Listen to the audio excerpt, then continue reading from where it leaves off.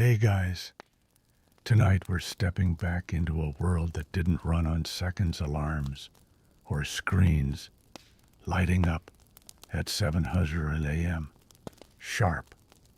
Imagine waking up not to a beep, but to a rooster crowing, or maybe just when the light finally filtered in through a thin crack in your shutters.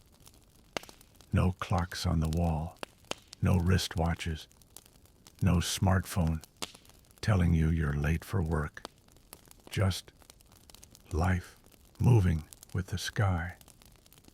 The stars told stories. The sun whispered hints, and shadows stretched long or huddled close, offering clues for those patient enough to watch. It sounds poetic, doesn't it? Peaceful even. But here's your reality check. If someone asked you to meet them a little after midday, you'd better know what midday looks like. And if you couldn't read the sky or feel the passage of time in your bones, well, let's just say you probably wouldn't survive your own lunch plans. So, before you get comfortable, take a moment to like the video and subscribe, but only if you genuinely enjoy what I do here. And hey, while we're cozying in, drop a comment with your location and local time. I love seeing where and when people are listening from. Now dim the lights, maybe turn on a fan for that soft background hum, and let's ease into tonight's journey together. You start in a place without hours. No ticking, no chiming, no hourly pings interrupting your day. Time doesn't divide neatly. It ebbs, flows, and folds in on itself. One task leads to the next, not because it's 2:15 p.m., but because your hands tell you they've done enough. Your stomach tells you it's time for stew. Your shadow stretches long enough to say the sun is almost gone. Time is a feeling, not a number, and this is perfectly normal. For much of human history, people didn't slice the day into 24 rigid slices. The idea of hours as we know them is a surprisingly late invention. You walking around in, say, the Neolithic age, you mark your day by light and dark, warmth and cold. Morning is when it gets bright enough to see without tripping. Night is when the fire draws the family close. And late just means you should have come before the wolves. Some anthropologists believe humans are naturally biphasic, meaning we're wired to sleep in two parts, one chunk after nightfall, a period of wakeful rest or chores in the deep dark, and then a second chunk before dawn. Historians still argue whether this was widespread or seasonal behavior, but it fits a world where the clock hasn't yet forced you into a 9-to-5 trance. You live by cycles, sun cycles, moon cycles, crop cycles, bleeding cycles, hunger cycles. You don't need to check a timepiece. Your own body knows when it's time to wake, to eat, to rest. You trust it. It hasn't let you down yet, until someone invents a deadline. Imagine waking to no alarm, but to light kissing your eyelids. It's soft at first, but then grows more insistent. You stretch, not because a calendar tells you to, but because you feel the warmth rising through the roof. This is your morning, not 7:30 a.m., just morning. Maybe you've got cows to tend, bread to knead, a path to walk, You don't say, "I'll meet you at 3." You say, "I'll come when the sun is over the trees," or "once I've finished milking," or "before the dew dries." It works because everyone around you understands time the same way. Here's a quirky fact. In parts of medieval Europe, time was once marked by how long it took to boil an egg, literally. You might hear, "Say the Lord's Prayer" twice, and the egg should be ready. Not exactly atomic precision, but it did the job. A woman in 13th century England might time her child's chores by saying, "Be back by the end of this song." Time was experiential, anchored to daily rhythm, not numbers on a dial. And honestly, it was probably better for your blood pressure. But don't get too dreamy-eyed yet. There were problems. What if it was cloudy? What if you lived in a dense forest where the sun barely peeked through? What if you needed to coordinate with someone from the next village? Suddenly, "I'll meet you when the sun's high" becomes a logistical nightmare. That's where tools and rituals began to creep in. People learned to interpret time through more than just daylight. They'd listen to birds, feel the shift in wind, notice how far a shadow reached. Monks divided their days into 7 canonical hours, calling the faithful to prayer with bells or chants.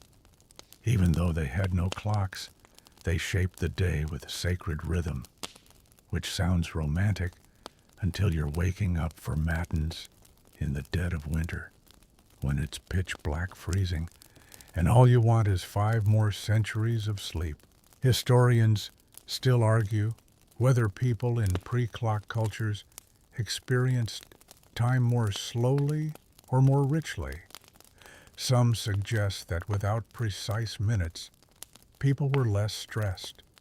Others think the opposite, that vague time created anxiety, especially in labor-intensive lives, where timing was everything. The truth, as always, likely lies somewhere in the middle.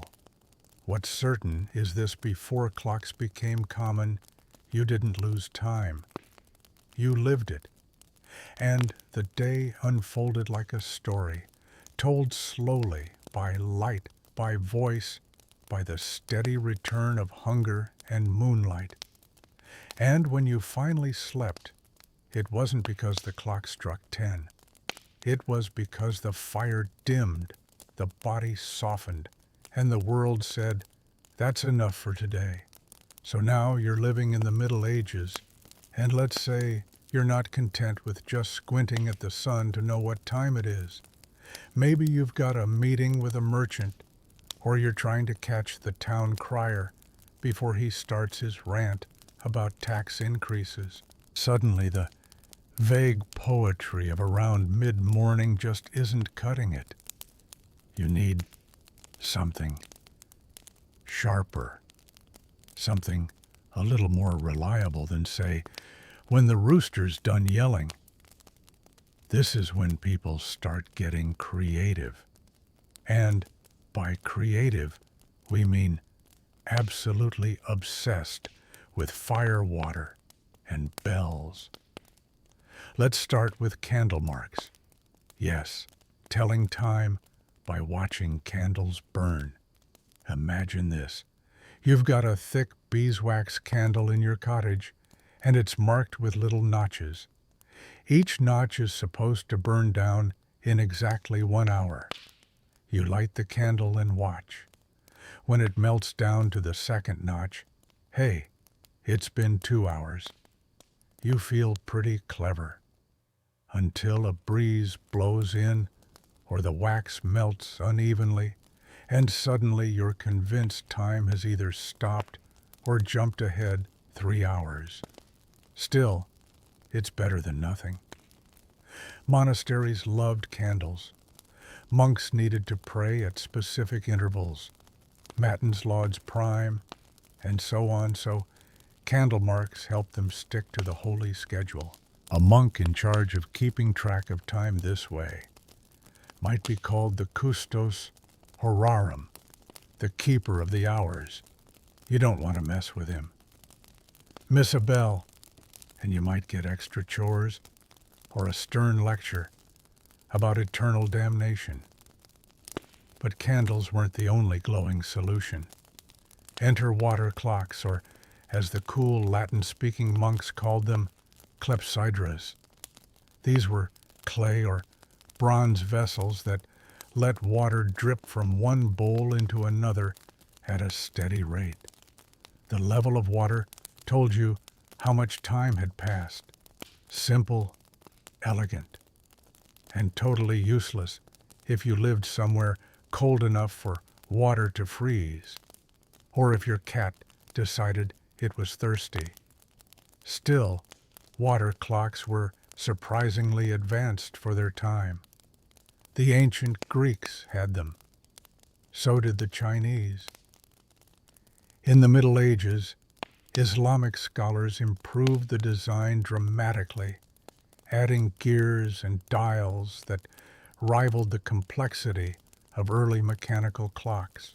In some cities, large clepsydras were placed in public spaces, helping people time debates, speeches, or even public punishments, because apparently nothing says justice like a precisely timed dunking. But what if you didn't have access to candles or a fancy water contraption? What if you were just a normal medieval farmer who needed to get things done? Then, my friend, you lived by the bell. Monasteries became the timekeepers of the medieval world, not just spiritually, but practically. Their bells rang out across fields and villages, marking moments when people should stop, pray, eat, or rest. Even if you weren't religious, you still knew what those bells meant. The noon bell wasn't just for monks. It told the entire town it was lunchtime, and it wasn't optional. If you ignored the bell, your neighbor might glare at you like you just said something rude about the Pope. Of course, this system depended on one big thing: someone who could track time closely enough to ring those bells on cue. Here's the twist. Before mechanical clocks, those people often used other bells. That's right. Some monasteries used graduated systems where one bell would signal another bell to ring. Think of it like a medieval version of a Rube Goldberg machine, but with more chanting. And then came the real game changer, the weight-driven mechanical clock. First developed in the late 13th century, these beasts were installed in cathedrals and towers. They didn't have hands or faces. At first, they simply rang a bell at regular intervals, often every hour. That was enough. Hearing a bell ring 12 times, that told you it was midday or midnight. And if you got it wrong, well, at least you were consistently confused. These clocks were huge, expensive, and completely inaccurate by modern standards. They lost or gained time wildly depending on the weather maintenance, or even if the bell ringer had a few too many ales. But the idea that time could be measured mechanically, objectively, was revolutionary. Suddenly, time wasn't just something you felt, it was something you heard. Something that could regulate markets, prayers, and taxes. Something that could enforce curfews and determine the length of a workday. Historians still argue whether this shift truly impacted daily life at first. Some believe most medieval people ignored the bells unless they were right next to them. Others argue that over time, people began shaping their lives around these new audible divisions. You wake when the first bell rings, work until the midday bell, eat, pray, and finish your chores by evening bells.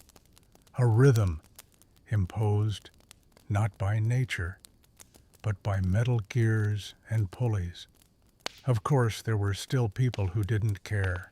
In small villages, far from church towers, folks went on watching shadows, listening to roosters and timing things by how long it took to sing 3 verses of a hymn. They weren't in a hurry. Why would they be? The cow wasn't going to milk itself faster just because the cathedral bell tolled noon 3 miles away. But in towns, time was slowly changing, becoming something external, something loud. And not everyone liked that. In fact, in some records from early industrial cities, workers complained that the relentless ringing of bells felt like being shouted at by God. Imagine trying to take a nap while salvation itself is being screamed at you every hour on the hour. Still the bells kept ringing, and with each chime, people became more aware of the passage of time, more organized, more anxious, more efficient, and arguably more tired. Because once time was measured, it could be wasted. Now that you've adjusted to the comforting clang of church bells and the slow drip of water clocks, let's talk about a different kind of timekeeping, the kind that didn't just tell you when to eat or pray, but told you where you stood in the grand cosmic order. Because in the Middle Ages, time wasn't just a matter of hours and minutes. It was a deeply spiritual thing. Time belonged to God, and you were just passing through it. Enter the canonical hours. If you're in a monastery, your day isn't yours. It's segmented like a cake someone else already sliced. The rule of St. Benedict, basically the gold standard of medieval monastic life, laid out a schedule that turned every single day into a ritual. 7 sacred hours known as the Divine Office divided the day into prayers, matins, lauds, prime terce, sext, none, vespers, and compline. Yes, that's 8 names. No, you're not hallucinating. Matins and lauds often merged, depending on the region. Imagine being roused at 2 in the morning to sing in the dark, your breath fogging in the chill, your eyes barely open, chanting psalms with a group of equally sleepy monks. This was matins. It didn't matter how tired you were. God was listening. Then back to bed, if you were lucky, for a few hours before lauds at dawn. And so it went. Every few hours, the bell would sound, dragging you from work, rest, or contemplation. It was a sacred rhythm designed to keep your soul aligned with divine time. The idea was that if your life beat in step with holy hours, you'd be spiritually on time, even if you never saw a clock in your life. Historians still argue whether this intense structure gave monks a sense of peace or just a chronic case of exhaustion. One side sees it as a meditative discipline. The other calls it institutionalized sleep deprivation. Truth be told, it was probably both, plus a lot of snoring during prayer. But monasteries weren't the only places where people tracked spiritual time.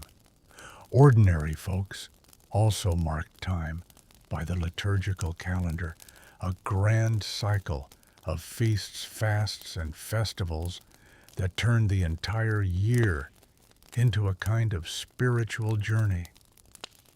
You didn't say, it's February 17th. You said it's the Thursday after Candlemas, or 3 days before the feast of St. Agatha.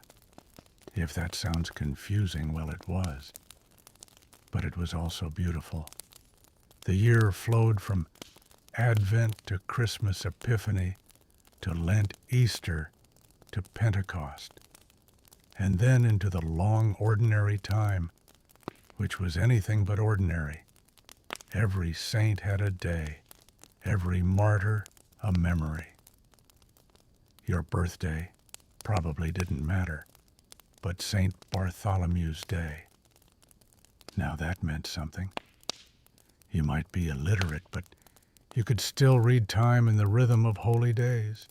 The local church would ring special bells, hang different colors on the altar, and maybe, if you were lucky, hand out some sweet buns in honor of a saint who supposedly cured rabies or calmed angry husbands. And if you lived in a village, the liturgical calendar was your social calendar. Fairs, markets, pilgrimages, and court days were all scheduled around it. Want to get married? Not during Lent. Want to buy pigs? Wait for Michaelmas. Want to gamble or drink too much? Try the eve of a major feast day. No one's watching, allegedly. But let's step back a moment. Because if you're not part of the church, if you're just a farmer, a weaver, or someone who sells cabbages at the market, how do you actually know when these sacred times begin? You listen. You listen for bells, for sermons, for songs. You listen for your neighbor shouting that the bishop's come to town. You notice changes in what people wear, what they cook, and how they decorate their homes.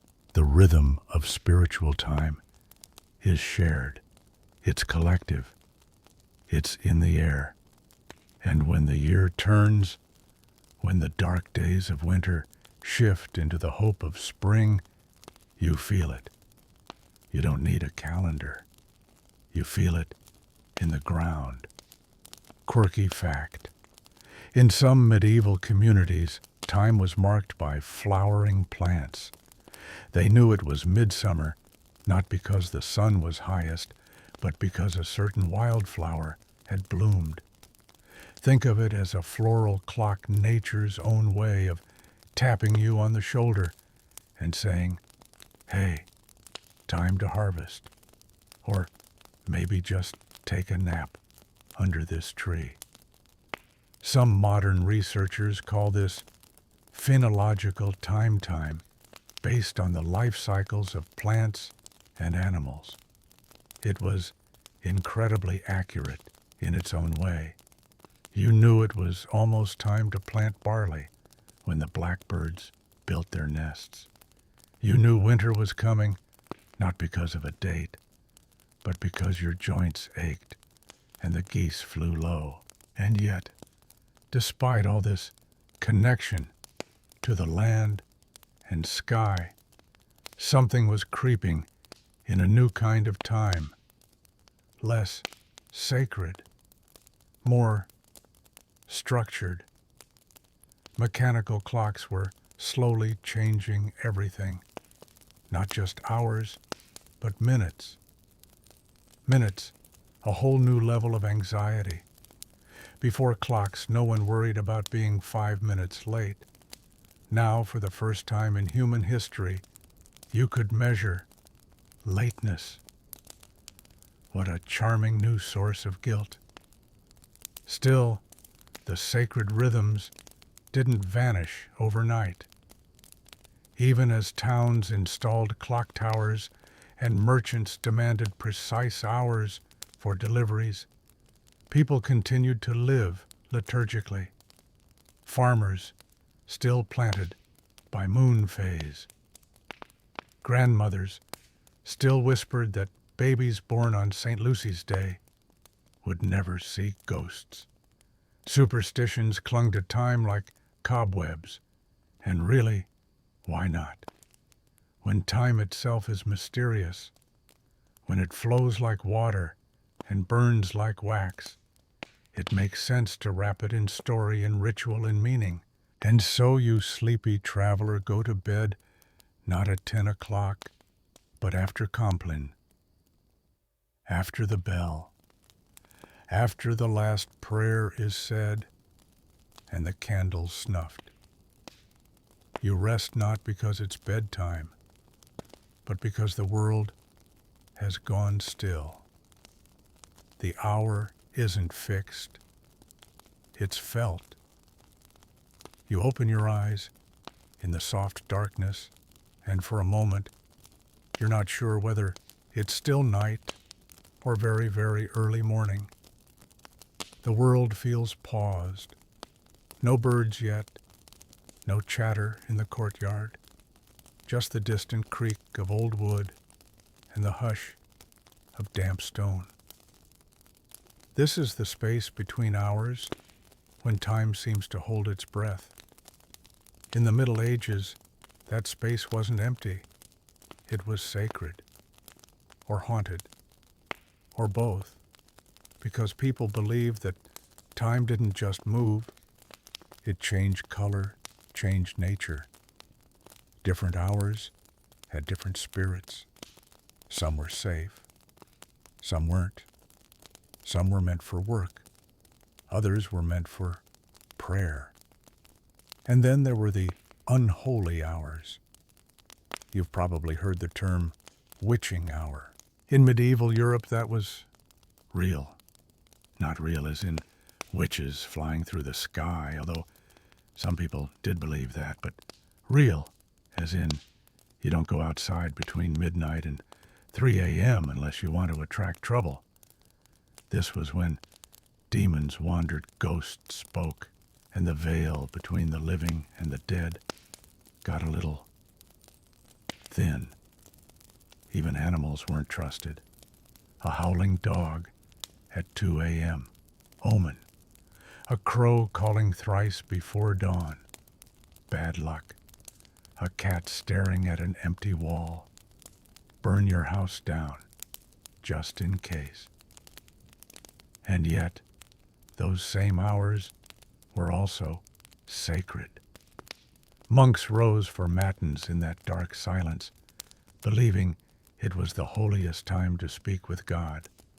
A paradox, the darkest hour was both the devil's playground and heaven's doorstep. It depended on who you were and what you were hoping to hear. Historians still debate how much of this was genuine belief and how much was just inherited folklore. Was it fear? Was it theology? Or was it just that night before electricity made everything feel more alive and more dangerous? Either way, time wasn't neutral. It had moods. Even daytime had forbidden moments. There was an hour after noon, what we'd now call siesta time, when people were discouraged from wandering, not because they were lazy, but because heat fatigue and superstition mixed in strange ways. Some believed evil spirits preyed on the drowsy, that demons whispered lies to sleepers in the mid-afternoon sun. You think that 3 p.m. slump is just caffeine withdrawal. Try 14th century possession. But this isn't all dread, because some hours were lucky too.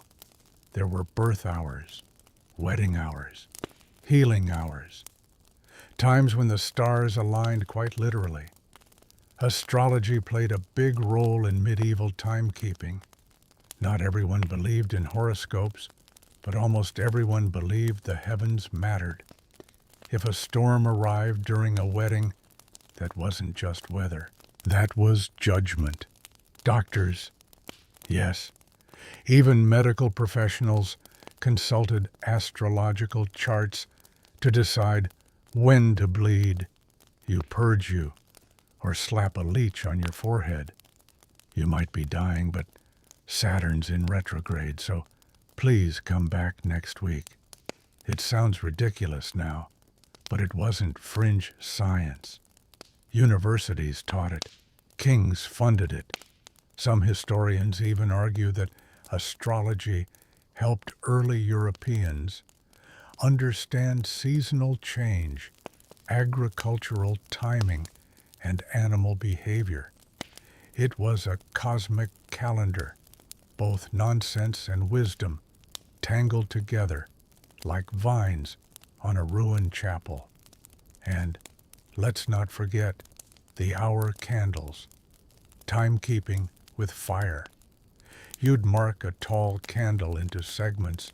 Each segment burned in about an hour. The problem, candles burn differently depending on the air, the wax, the wick. So if it's a humid night and your candle's a bit too thick, your hour could be, well, 97 minutes or 42. Medieval scheduling wasn't an exact science, or even a science at all. But that didn't matter. What mattered was the intention, the ritual. When you lit that candle, you were entering a contract with time. You agreed to let it pass slowly, to feel it, to sit with it, not chase it, not beat it, but accompany it. Contrast that with today, when we divide time into atomic milliseconds and then waste it. Back then, time was often too precious to waste, and yet they weren't afraid to let it stretch. Imagine sitting for a full hour, just waiting for a shadow to cross a line or a candle to melt down an inch. No tick-tock, no clock app, just breath and wax and faith. And breath was important too, because the hours weren't just physical, they were emotional. Even the names of the canonical hours were meant to evoke feeling. Vespers, the evening prayer, had a certain melancholy. It was the hour of reflection, of looking backward. Compline, the final hour, was soft and forgiving. It was for regret, for gratitude, for peace. That's what time was in its best moments, a teacher. It told you when to stop, when to sing, when to mourn, when to hope. But not everyone obeyed the hours. Some resisted.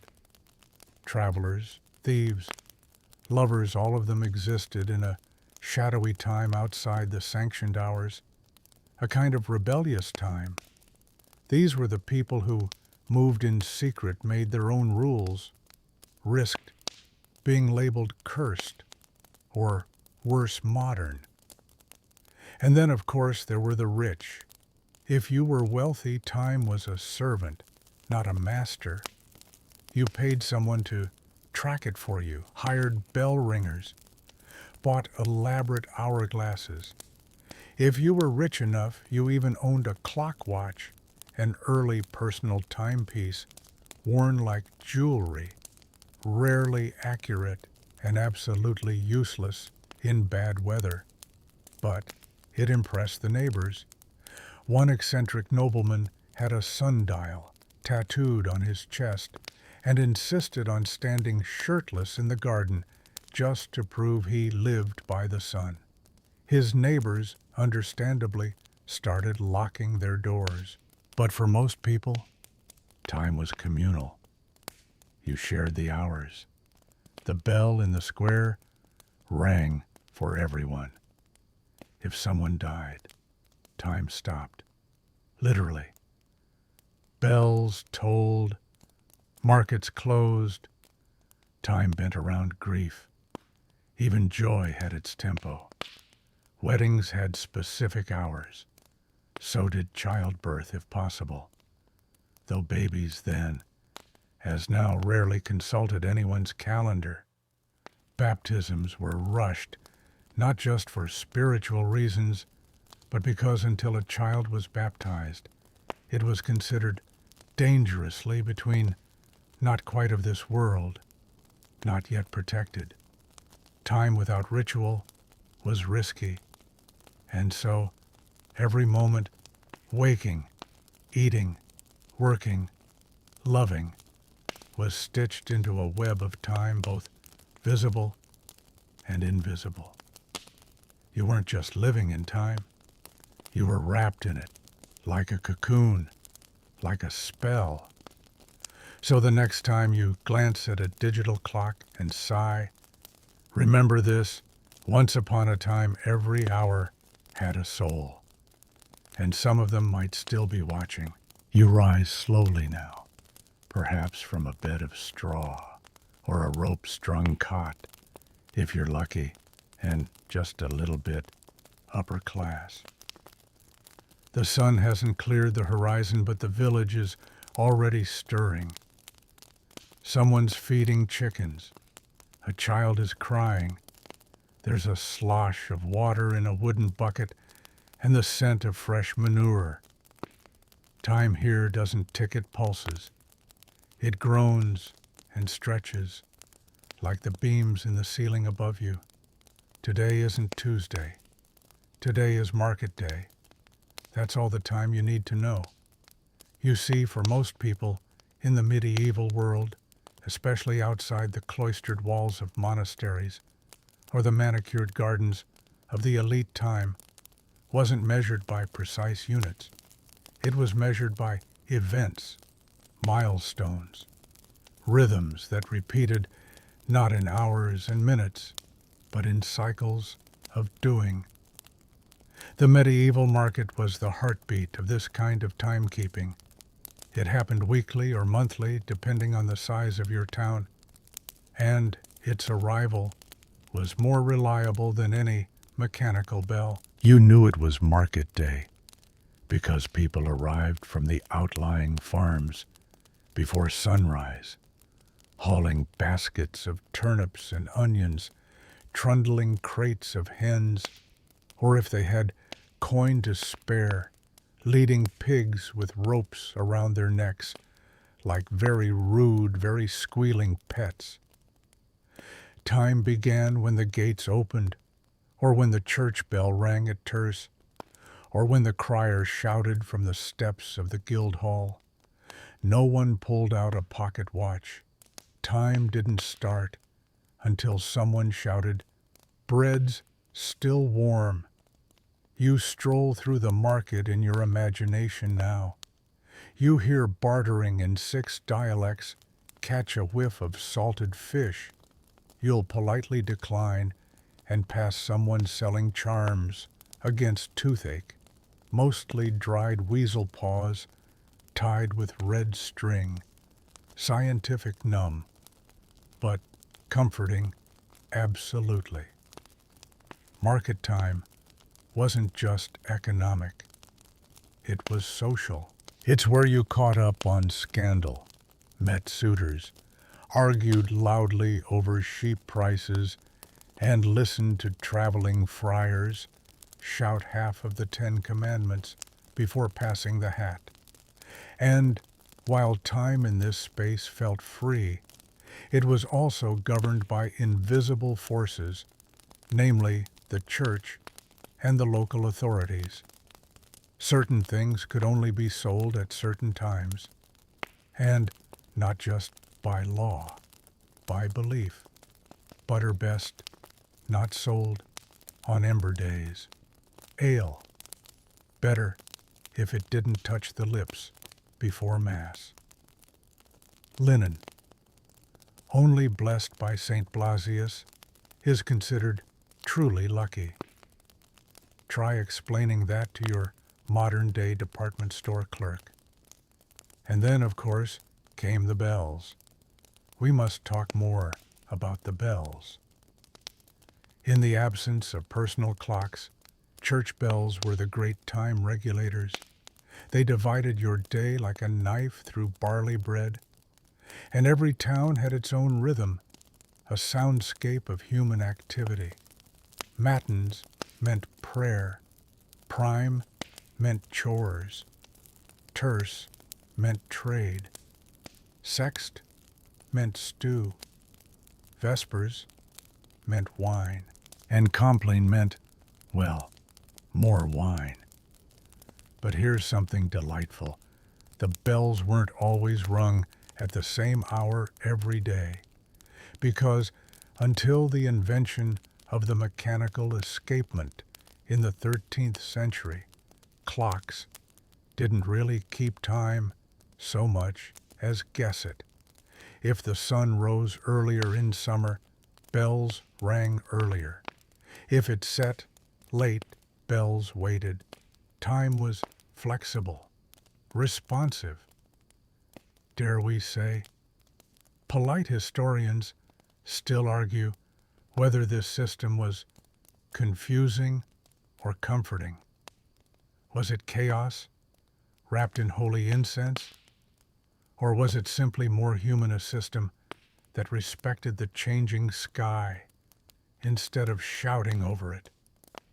There's a peculiar peace in that, isn't there? And speaking of shouting, let's talk about town criers. In the absence of iPhones, the medieval news feed was a man with a large voice and a larger hat yelling in the town square. He announced when curfew would ring, when markets opened, when taxes were due, and sometimes when a neighbor was due for public shaming, which, let's be honest, was the medieval version of reality TV. You didn't check the time. You waited for it to arrive.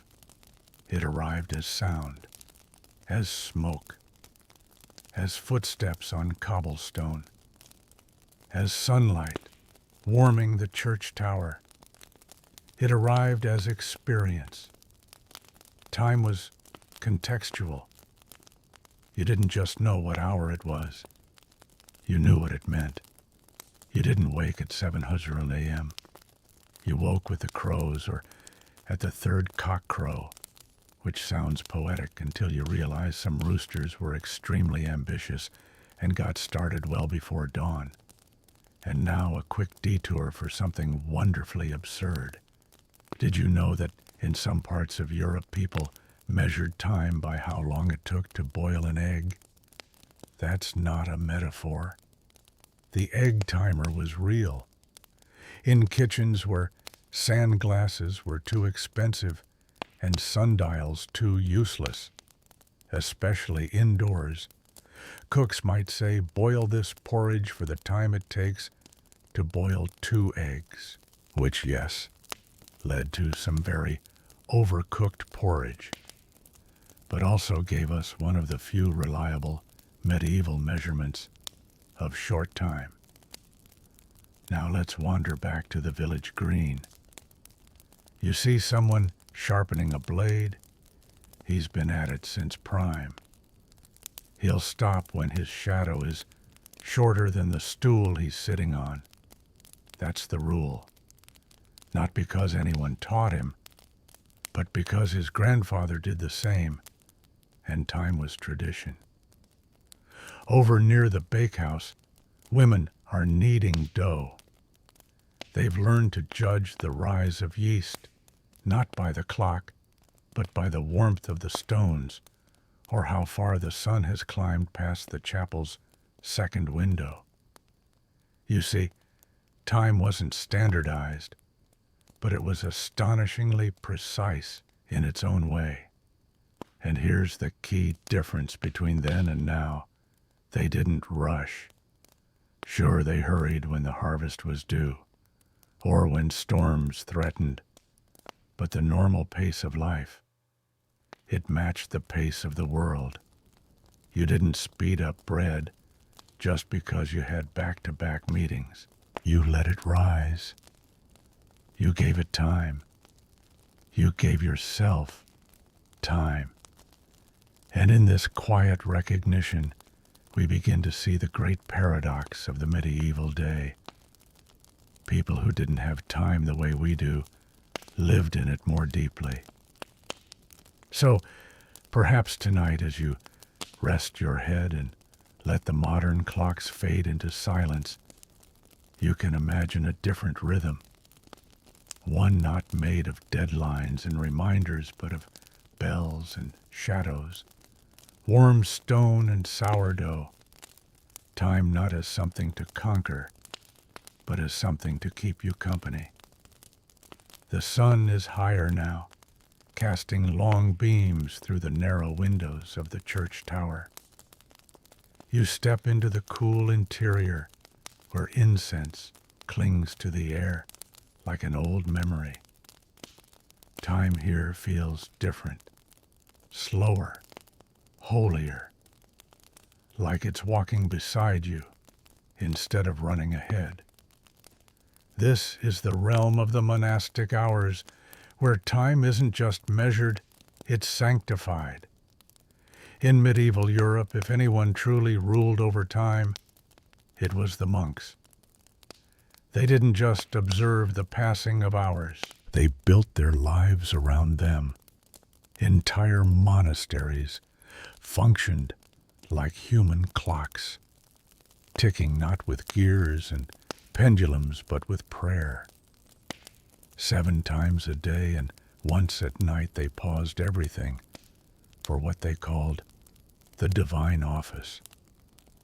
The names might sound familiar by now: Matins, Lauds, Prime Terce, Sext, Nun, Vespers, and Compline. Each had its purpose, its tone, its sacred sound.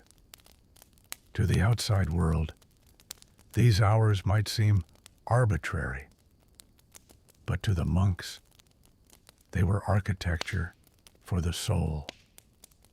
Each prayer was a brick in the cathedral of the day. Imagine waking up before dawn, not because you have to catch a flight, but because this is the hour closest to God. You rise in silence, your breath visible in the chill. You walk barefoot across stone and join your brothers in chanting psalms under a sky still holding stars. This wasn't optional. This was time as obedience. Monks didn't just follow a schedule. They became it, come it. Historians still debate the psychological effects of this regimented existence. Was it spiritual enlightenment or a form of social control cleverly disguised in Gregorian chant? Either way, it shaped not only those within the cloister walls, but also the rhythm of entire communities. And it wasn't just monks. The monastic clock influenced every church in Europe. Priests patterned local rituals around it. Farmers, too, adjusted their routines to match the sound of distant bells. You might not know what hour it was numerically, but you'd know it was time to stop plowing and bow your head. Even merchants took note. Trade in a market town might pause at Sext so people could attend Mass or slip away to whisper a confession. Lunch wasn't about calories, it was about communion. There's a beautiful irony in how these prayer hours imposed order on a chaotic world. Fires burned, plagues spread, empires collapsed, but the bells still rang. The psalms were still sung. It was as if the monks had carved a staircase through time, and every day they climbed it again. Let's zoom in on a particularly curious tool, the horologium. Not quite a clock in the modern sense. The horologium was a system of ropes, weights, and occasionally water used in monasteries to signal the passing of prayer hours. Some were elaborate, others were simple boards with candle notches. but all served the same purpose: to obey the rhythm, not dictate it. This is crucial. Monks weren't controlling time, they were submitting to it. And now, just for fun, let's talk about one particularly strange story. At the monastery of Cluny in 11th century France, it's said that the bell tower was haunted, not by ghosts, but by time itself. Legend claimed that once the bells rang early on their own, waking the monks in darkness. No one had pulled the ropes. No wind had stirred. It was said that God wanted more prayers that day. Of course, skeptics believe it was just a rat and a loose mechanism. But between you and me, I like the haunted clock theory better. Time for monks wasn't empty. It was inhabited. Each hour belonged to someone, to God, to the angels, to Mary, or the saints. You didn't live in generic time. You lived in sacred time. It's a little like living inside a stained glass window. Even the architecture reflected this. Cloisters were designed with shadows in mind. Light moved deliberately across their walls. The passage of time was visible in color and silence. A monk didn't need a sundial to know when to pray. He just watched the sun touch the Virgin's face, carved into the chapel door. But here's the twist. Not every monk loved this system. Some cheated, some overslept. Some in their secret journals confessed to losing track of the hours, not out of laziness, but because the day became a blur. When every hour is sacred, no hour feels distinct. This is the dark side of ritual. It can soothe, yes, but it can also flatten you. And so, every so often a reformer would arise insisting that monks return to stricter observance. Earlier bells, longer fasts, less sleep, more psalms. Because clearly God wanted more chanting and fewer naps. Monastic life was in many ways the first scheduled reality show. Everyone watched, everyone copied, everyone judged. But few lived it. You walk now through one of these monasteries in your imagination. The air is heavy with candle wax and old parchment. The scriptorium is quiet, save for the scratch of quills. Outside, the gardens are arranged with celestial precision, some based on zodiac signs, others on the virtues. Time lives here, and it's not in a rush. When a monk dies, the community doesn't simply mark the hour. They add his name to a book of hours, a text that survives beyond the body. It contains prayers for every hour of every day, often illuminated with gold leaf and painted margins.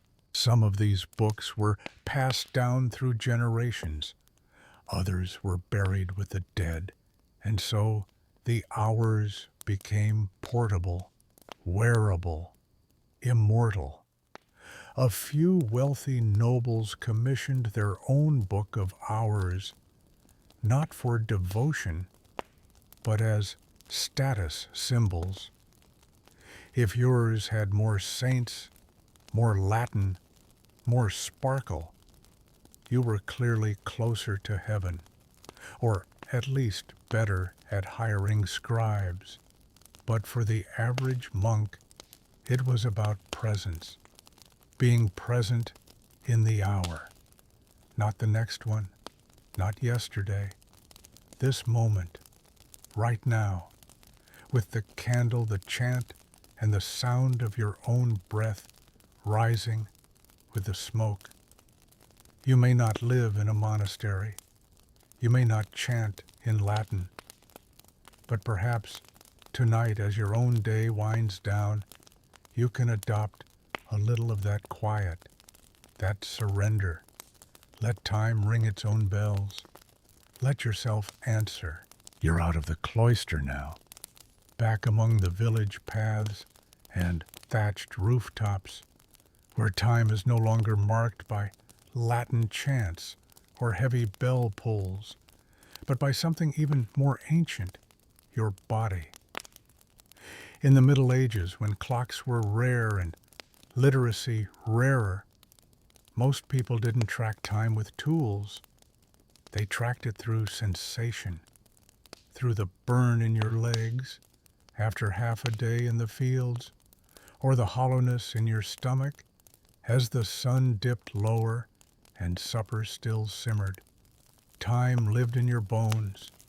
It started with the sunrise and ended when you couldn't see your hands clearly in front of you. Some folks called this the light to dark day, and it worked just fine until the clouds rolled in, or you found yourself deep in a forest where even noon felt like twilight.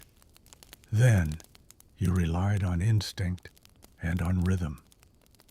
Here's a delightful little trick. If you wanted to estimate time during daylight, you'd measure shadows. Stick your thumb out and watch where its shadow falls. If it's long and stretched to the east, it's early.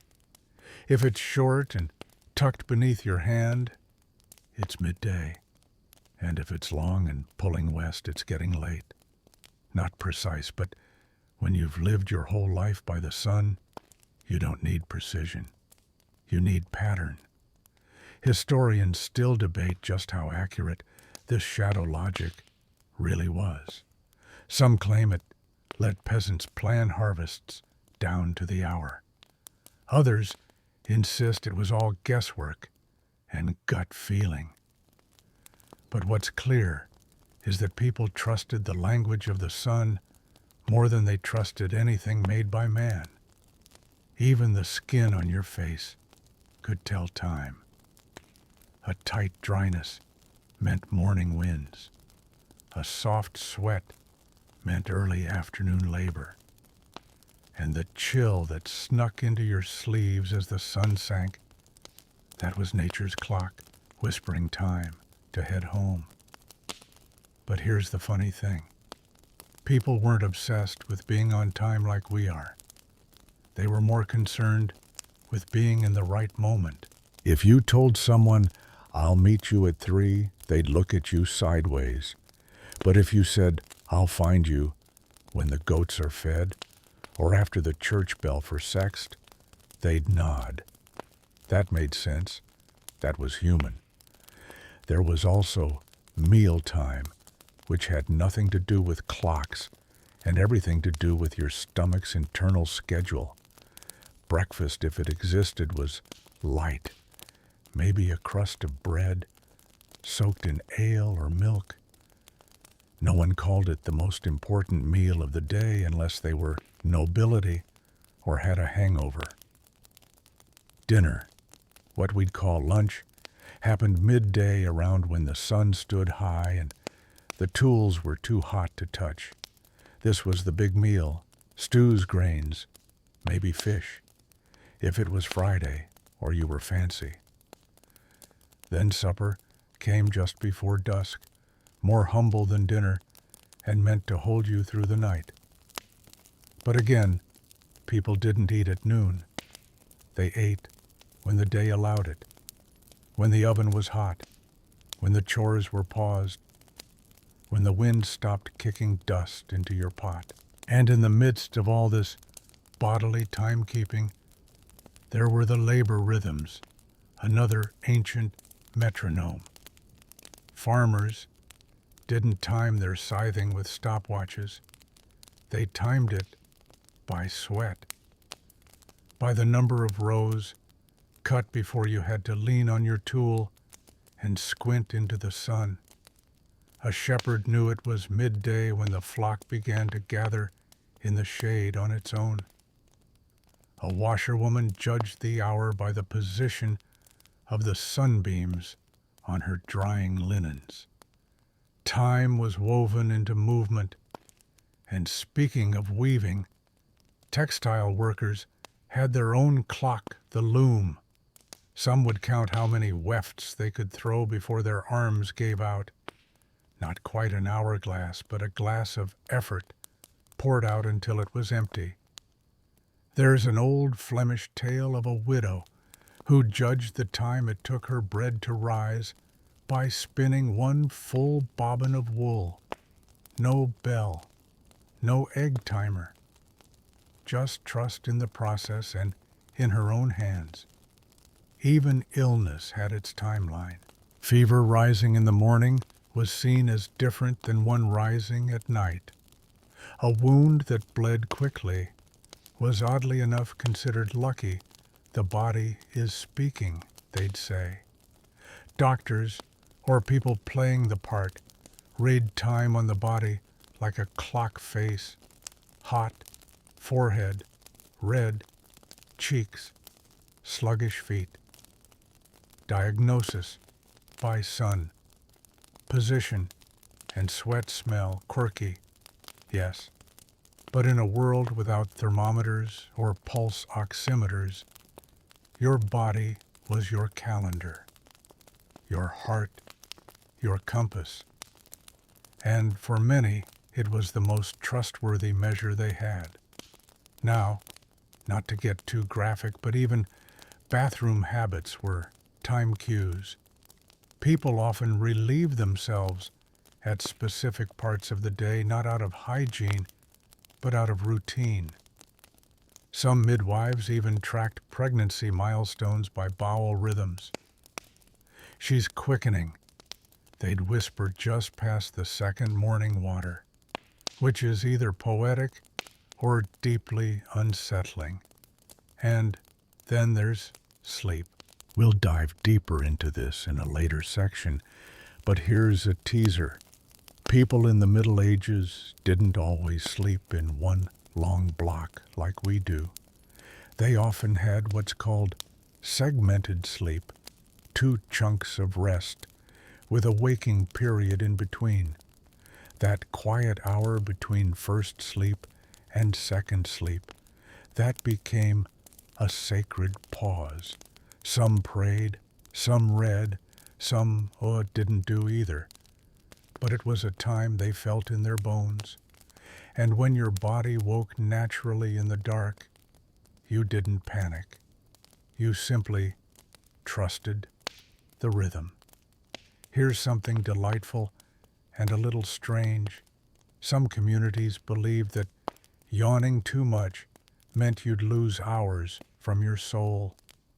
That time was literally leaking out with each yawn. The solution, a belt made of dried lavender and goose grease. Stylish, no, but fragrant, absolutely. Of course, not everyone was serene about body time. Some people struggled. Some couldn't match the rhythm. Chronic fatigue, unknown illnesses, or just the grind of poverty. These warped a person's ability to feel time. And in those moments, time didn't flow. It crashed. That's where community came in. You didn't measure your day alone. You did it with others. A neighbor dropping by with news. A child calling out at the gate.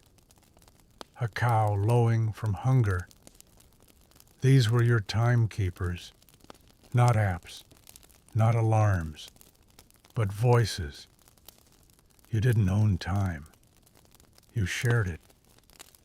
So as you lie back tonight, your eyes soft with sleep, and your breathing slowed to a medieval pace, remember the most ancient clock of all is the one beneath your ribs. Let it tick gently. Let it tell you that for tonight there's nowhere else to be. You're walking now beneath a sky so pale it almost looks like parchment. The clouds drift slowly, like they too have nowhere urgent to be. This isn't city time. It isn't clock time. This is bell time, the slow ringing heartbeat of a medieval village. If you've never lived by bells, you're about to learn what it means to let sound become schedule. Church bells weren't just for Sunday mornings. In many villages, they were the primary timekeeping device. One large bell could tell 100 people when to wake, work, worship, eat, and mourn, all without a single tick or tock. And here's the fascinating bit. Bell ringing wasn't standard. It varied from town to town, sometimes even from parish to parish. Some places rang bells for prayer hours, echoing monastic habits. Others rang bells for market openings, council meetings, or just because someone had finally caught that goat again. There was a language to bells. A single slow toll might mean a death. A sequence of 3 quick chimes might mean a wedding was about to begin. A frantic clanging peal, fire, or invasion, or that someone had accidentally dropped a candle in the hayloft again. And then there was the Angelus bell, rung morning, noon, and evening. This bell was a call to pause no matter what you were doing and whisper a prayer to the Virgin Mary. Imagine being ankle deep in mud or mid-sentence with your neighbor and stopping just to murmur 3 Hail Marys while staring at the horizon. It was spiritual. It was habitual. It was also incredibly human.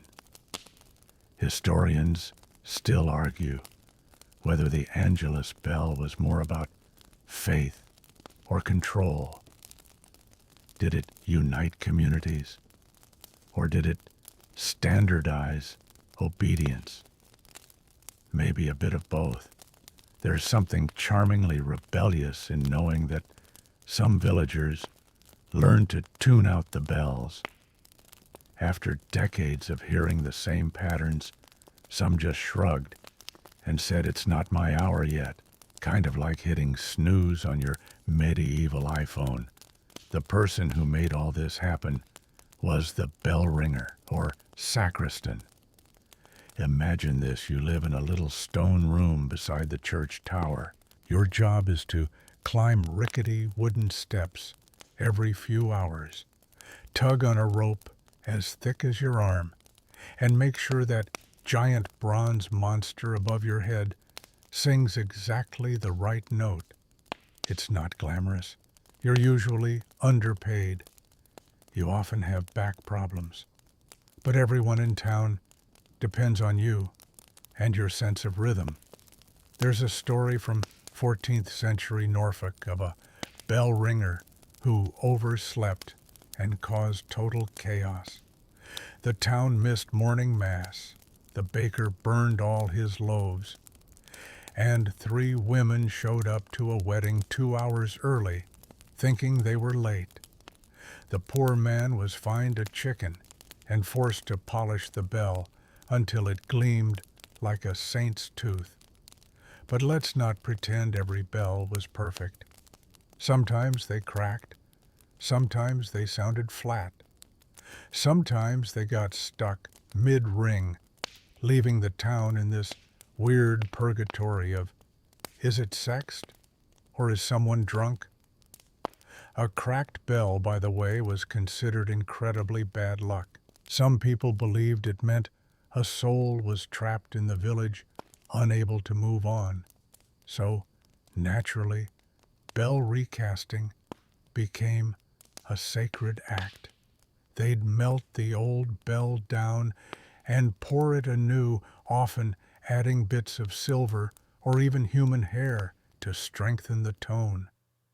creepy a little, but undeniably memorable. And bell makers weren't just artisans. They were alchemists of time. The size, shape, and alloy of a bell determined how far its sound would travel and how deeply it would resonate in your chest. Some bells rang out for miles, echoing across hills, forests, and into the dreams of neighboring towns. Of course, not all bells lived on towers. Some were handheld and used by traveling priests' processions, or even plague doctors. A small bell jingling through the fog might mean a cart of the dead was coming through. In some towns, children were taught to stay indoors when they heard a bell coming too close. And there's a superstition worth mentioning. Some believed that if you heard a bell ringing but couldn't see it, no tower, no hand, no procession, it was the devil's hour. Time, they said, was folding in on itself. Best to hide until the sound passed. But there was comfort, too. You could fall asleep knowing the night bell had rung. You could wake up gently with the slow echo of dawn prayers. For those who couldn't afford candles or timepieces, the bell became your compass. You listened to it, and more importantly, you felt it. There's something deeply intimate about knowing your day is shared with others. When the bell rang, you weren't the only one rising or praying or grieving. 100 doors opened at once. 100 heads bowed. It was a communal heartbeat, reminding everyone they were part of something larger. And if you moved to a new town, the first thing you'd learn wasn't the street names. It was the bell schedule. You'd ask, when does this place ring for vespers? Or what tone do they use for the dead? It was the local dialect of time. Foreigners might fumble the words, but if they listened to the bells long enough, they'd learn when to pause and when to kneel. Eventually, mechanical clocks began to emerge, first in Italy, then spreading north. But for a long while, they didn't replace the bells. They just gave them a partner. The clock struck the hour. The bell sang its response. And even today, in some old European towns, you'll hear a bell ring before the hour. Not on the hour. Before. A leftover from days when people needed a warning to get ready. A medieval snooze button, if you will. So the next time you hear a church bell or even a phone chime, maybe you'll pause. Maybe you'll imagine a bell tower against a misty sky. A tired sacristan pulling a frayed rope and a whole town listening with closed eyes. Because time, once upon a time, didn't come in digits. It came in echoes. You're stepping into a quieter part of the Middle Ages now, not a village square or a bustling kitchen, but a library cloister where time is told by candle lengths, ink stains, and the occasional collapsing monk. Welcome to the scriptoria, the engine room of medieval scholarship, and a place where the ticking of time was silent, smoky, and often stained with frustration. Unlike the village, where time rang through bells or danced in shadows, here time moved by the scrape of quills, the slow drying of ink, and the delicate crumbling of parchment corners. If you wanted to know how long a monk had been working, you didn't check a clock. You checked the pile of finished pages, or the size of the ink blot under his wrist. or whether he was gently muttering Latin curses under his breath. Because copying texts by hand was grueling, beautiful, necessary, and painfully absurdly slow. Historians still argue whether scribes timed themselves by actual measures like candles or sand glasses, or by more organic markers like chants sung under their breath, or the gradual melting of wax near their elbow. In some monasteries, there were hourglasses filled with fine crushed eggshells or powdered marble. They weren't precise, but they added just enough pressure to keep a monk from wandering too far off into daydream. Of course, daydreaming did happen, and when it did, you could usually tell. Marginal notes in manuscripts reveal everything from bored doodles to cranky complaints.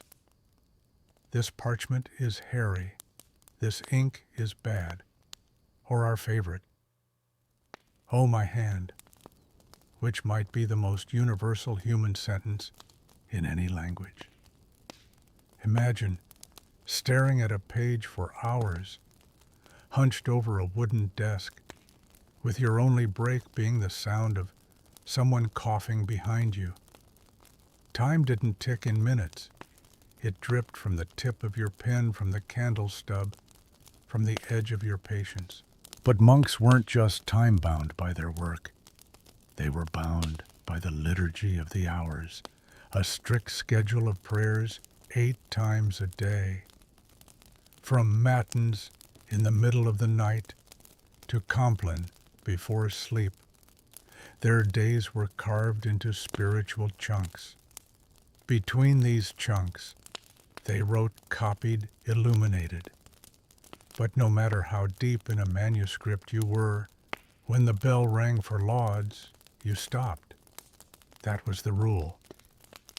It created a curious relationship with time one where your life was divided by devotion, and your body moved in rhythm with ritual. You didn't control the day. You obeyed it. And yet, within that obedience, there was a strange freedom. When you know exactly when you'll work, rest, pray, and eat, you don't have to worry about time.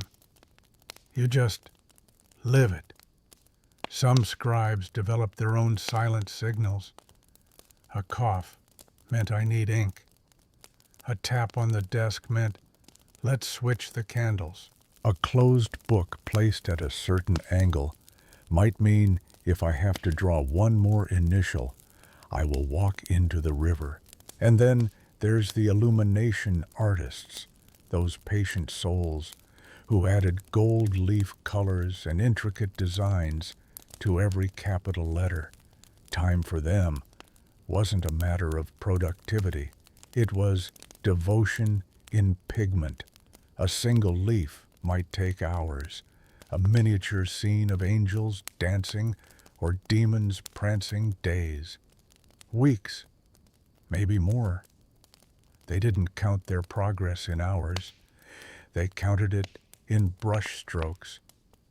You might think they'd resent that pace, but many found it meditative. The slow burn of the candle, the soft scratch of bristles, the quiet hum of breath as they focused so deeply, the world blurred around them. It was an act of timelessness within time. Still, even in this sacred pace, there were frustrations. There's a famous marginalia drawing of a monk literally flicking off a snail, probably drawn by a scribe who'd had one crawl across his precious manuscript during a humid afternoon. Another shows a person with a long nose peering at an hourglass, as if to say, "Move faster, you grainy devil." Not all monasteries had the same rules, though. Some were stricter, some more relaxed. Some allowed light conversation while copying. Others demanded silence, so absolute you could hear the ink flow. There's one report of a scriptorium that used a water clock to time shifts. When the bowl filled and sank, the shift was over. But if a scribe's paragraph wasn't finished, he had to abandon it mid-sentence, like musical chairs, but with fewer laughs and more Latin. And then, yes, there were the time mistakes. A copyist might misread a Roman numeral and suddenly set an entire historical event in the wrong century, or skip a line and invent a saint who never existed. Time in these cases wasn't just passing, it was being rewritten. That's the quiet power of these monks in their patient labor. They shaped our very sense of chronology. They preserved Roman calendars, translated Greek astronomy, chronicled local saints and celestial events. They were the keepers of time, and yet they lived outside of it in many ways. Now let's shift perspective. Outside the monastery, there were secular scriptoria too often attached to royal courts or universities. Here, time was money. You were paid per line, per sheet, per page. And so speed mattered. These professional scribes used faster cursive scripts. They didn't illuminate. They didn't chant. They raced. There's a charming tension here, two parallel worlds of timekeeping. One sacred, slow, and gold-gilded. One practical, scribbled, and a little panicked. Yet both relied on the same fragile materials, paper, ink, human attention. Which brings us to a strange and lovely fact. Some scribes wrote tiny calendars into their manuscripts, not to track the future, but to honor the moment. Written in the 5th hour of the day under the reign of King Edward, or on the feast of St. Bridget, in a room with no heat. Little time capsules capturing the fleeting now. There's even one manuscript that ends with, "I wrote this at dawn. My fingers are cold. God forgive my mistakes." And just like that, you feel time. Not abstract, not mechanical, but real, human, ink-stained and candlelit. So, tonight as your own breath slows and your eyes drift toward sleep, think of the quiet monk, hunched under the weight of an hour, writing not for fame, but for the future. For you, perhaps. So you could hear this story centuries later. Time travels strangely, but it travels. And sometimes it's wearing a hooded robe. You've wandered far from the cloister now, out past the chanting monks and the dusty tomes, into the open world again. But tonight, time won't be measured by stars' bells or burning wax. It'll be marked by footsteps yours on a road that stretches beyond the edge of what feels familiar. Because now you're on the pilgrimage route. Welcome to a time where people walked not to escape the world, but to enter it more deeply.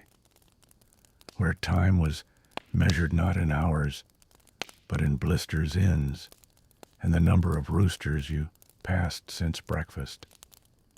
A pilgrimage wasn't just a journey. It was a time warp, pulling you out of your regular life and plunging you into a rhythm older than clocks. You walked, you paused, you prayed, you stared at the backs of fellow travelers. For so long you began to dream in the colors of their cloaks. And the timing, it was loose. You might have a rough idea of when you'd arrive next month, maybe next spring, but there were no firm ETAs. A flooded ford, a broken sandal, a compelling miracle at a roadside shrine. All these could delay your plans. And no one batted an eye. That's just how pilgrimage worked. Time bent to the sacred. Some pilgrims timed their days by sun position, up with the sun rest when it was highest, and stop walking when shadows stretched too long. Others took cues from natural markers, roosters, crowing cows heading to pasture, or the smell of midday cooking drifting from a roadside cottage. You might spend a whole afternoon crossing a meadow, only to discover the chapel you were heading to had been moved 2 years ago, or had never existed, or only appeared during Lent. Historians still argue whether some pilgrimages were ever really completed. Did everyone reach Compostela or Jerusalem, or were some content just to walk, to let the act of going become the whole point? Pilgrims wore badges, tokens, and scallop shells, symbols not just of destination, but of progress. Each trinket was a time stamp. I made it this far. I saw this. I felt that. Like Instagram stories carved in tin and bone. And time on the road was different from time at home. At home, days were defined by duty. On pilgrimage, they were shaped by possibility. You might wake up beside a merchant, eat lunch with a nun, and sleep under the stars near a thief who swore he once kissed a saint. Everyone became a little softer on the road, a little more open. And without clocks, conversations flowed strangely. You wouldn't say, "We'll rest at 3." You'd say, "Let's stop after the next bend," or after the second song from that man with the hurdy-gurdy. Even storytelling bent time hours passed in laughter or silence, depending on who had the best tale. And yes, some walked in silence. Entire vows of quiet, lasting miles. The only sound was feet crunching dirt and wind rustling tunics. For them, the journey was a moving prayer, each step an offering. They measured time in breaths and beads on a rosary. But for others, the pilgrimage was a party. Singing, flirting, ale-soaked evenings at bustling way stations. Time evaporated into the chatter. A single night might blur into morning, and no one cared. They weren't late. They were simply on the way. Way stations and inns had their own time signals. Bells, yes, but also smells. The scent of stew meant the day's walk was ending. The creak of beds above your room meant someone had started their next chapter before you. Time became communal again. You might stay in a village so long they forgot you were passing through. And sometimes travelers marked time with wounds, a twisted ankle, a sunburn, a stolen pack. Pain became its own clock. "I got this bruise just past Chartres," you'd say. Or, "My callus healed before we reached the hills." Time wasn't just felt, it was worn. There's a beautiful account from the 13th century of a group of women pilgrims who carried with them a notebook not for theology, but for recipes and herbal cures they collected along the way. Each page was dated only by memory.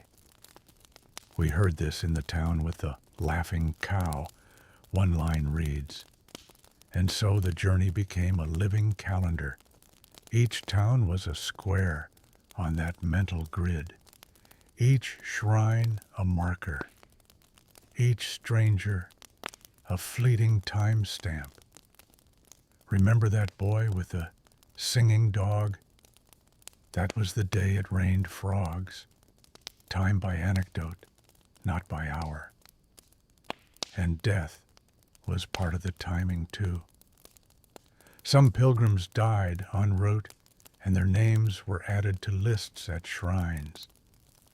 Others were buried beneath cairns by the path, with travelers leaving stones as prayers piled into monuments. Their journey ended, but not their presence. Pilgrims passed them with whispers. He died close to heaven. That was its own kind of arrival. And then there were miracles. They didn't run on clock time. A miracle didn't care if it happened at 7:05. It happened when it wanted, in a cave, at a crossroad, beside a donkey, who refused to move until someone noticed the glowing flower growing from its hoofprint. No, really, that was a thing. Pilgrims were patient. If it took 3 weeks to feel something divine, that was fine. If nothing happened at all, that too was accepted. The road gave what it gave, and you took what you could carry. By the time you reached the holy site, if you ever did, you were transformed. Not because of the place, but because of the time you'd spent getting there. Time became a sacrament, a trail of invisible moments stretched behind you like a shadow.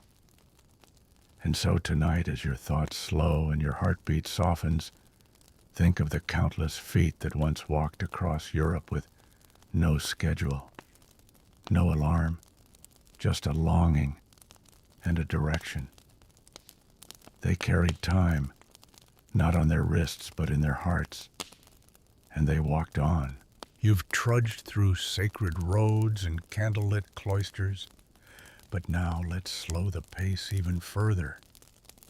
Not every medieval soul measured time by pilgrimage or parchment. Some measured it in sheep. Yes, woolly baa-ing sheep. Because in medieval Europe, rural life wasn't just a background setting, it was the baseline. And for most people, time was dictated by the deeply practical, profoundly earthy rhythms of agriculture and livestock. When did you wake up? When the rooster crowed? When did you sleep? When the fire burned low and your arms gave out from spinning wool or mending fences? Imagine you're a shepherd. It's early spring. You're perched on a damp hillside with only your cloak for warmth and a stick for defense. No wristwatch, no phone, no digital chime to remind you to eat lunch.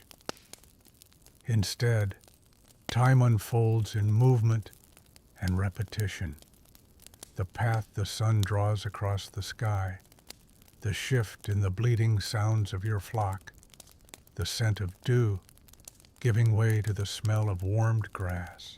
And fun fact, shepherds had an uncanny ability to tell time by animal behavior.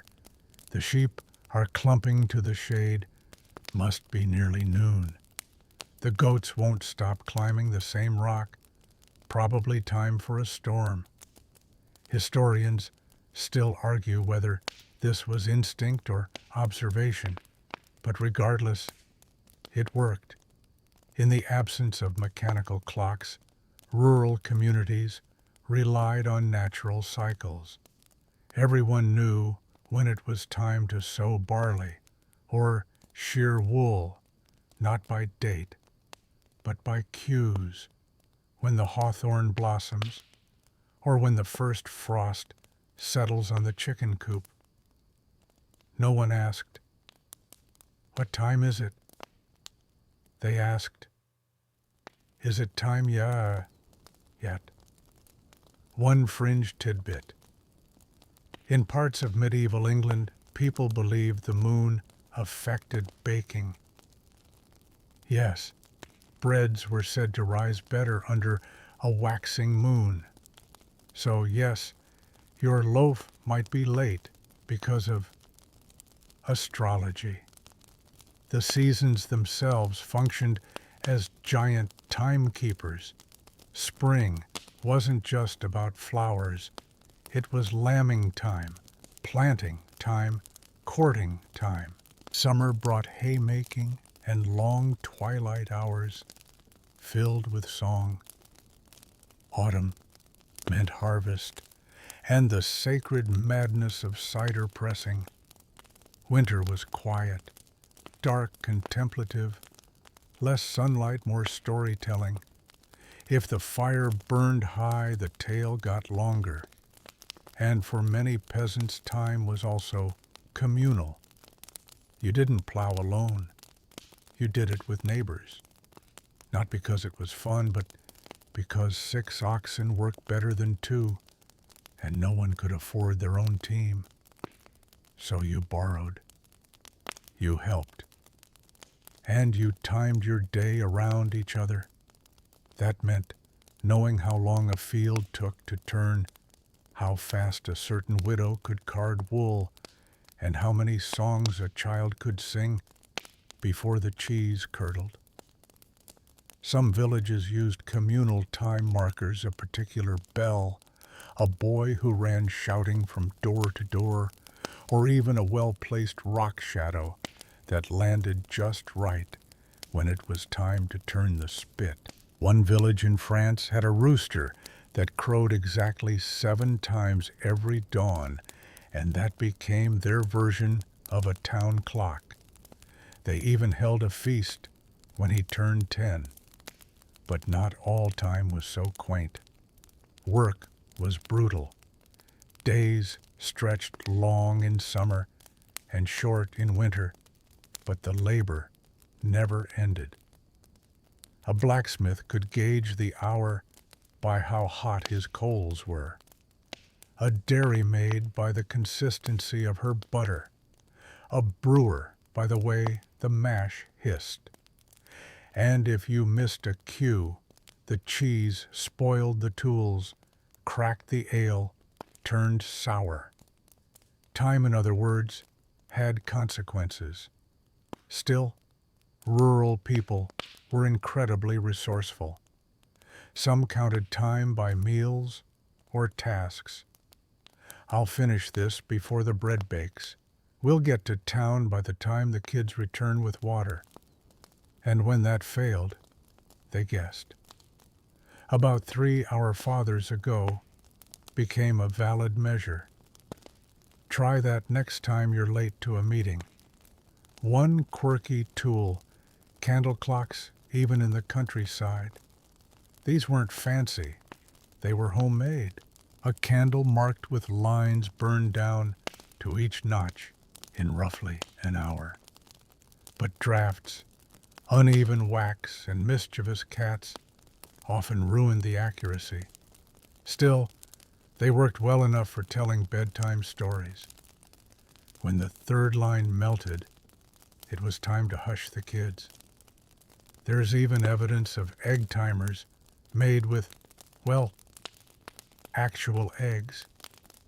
You'd boil an egg and time other chores based on how firm it was when finished. Turn the bread when the yolk's soft. Check the laundry by the 2nd egg.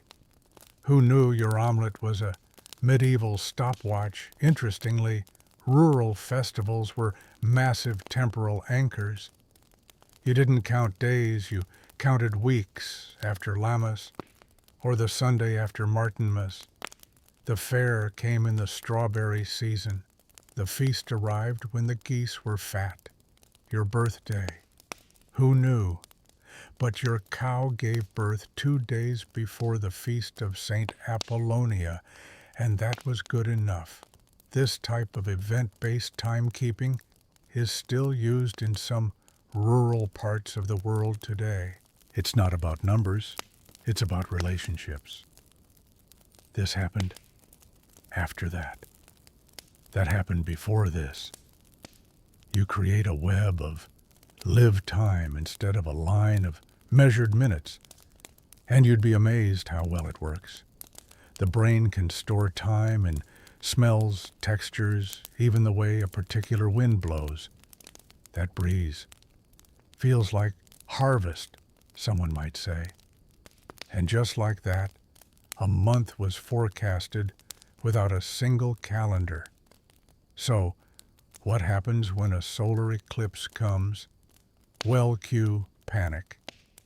In many villages, eclipses or unusual weather patterns threw the whole internal clock into chaos. Chickens went to sleep at noon. Children cried. Priests grabbed bells and started emergency processions. Because if the sun disappeared early, what else might happen? Still the rhythms returned. They always did. Because rural time was forgiving. You messed up today's batch of bread. There's always tomorrow's. You missed the sewing window. That's what neighborly bartering is for. Unlike mechanical time, which ticks coldly forward, agrarian time flows like a river, meandering, seasonal, alive.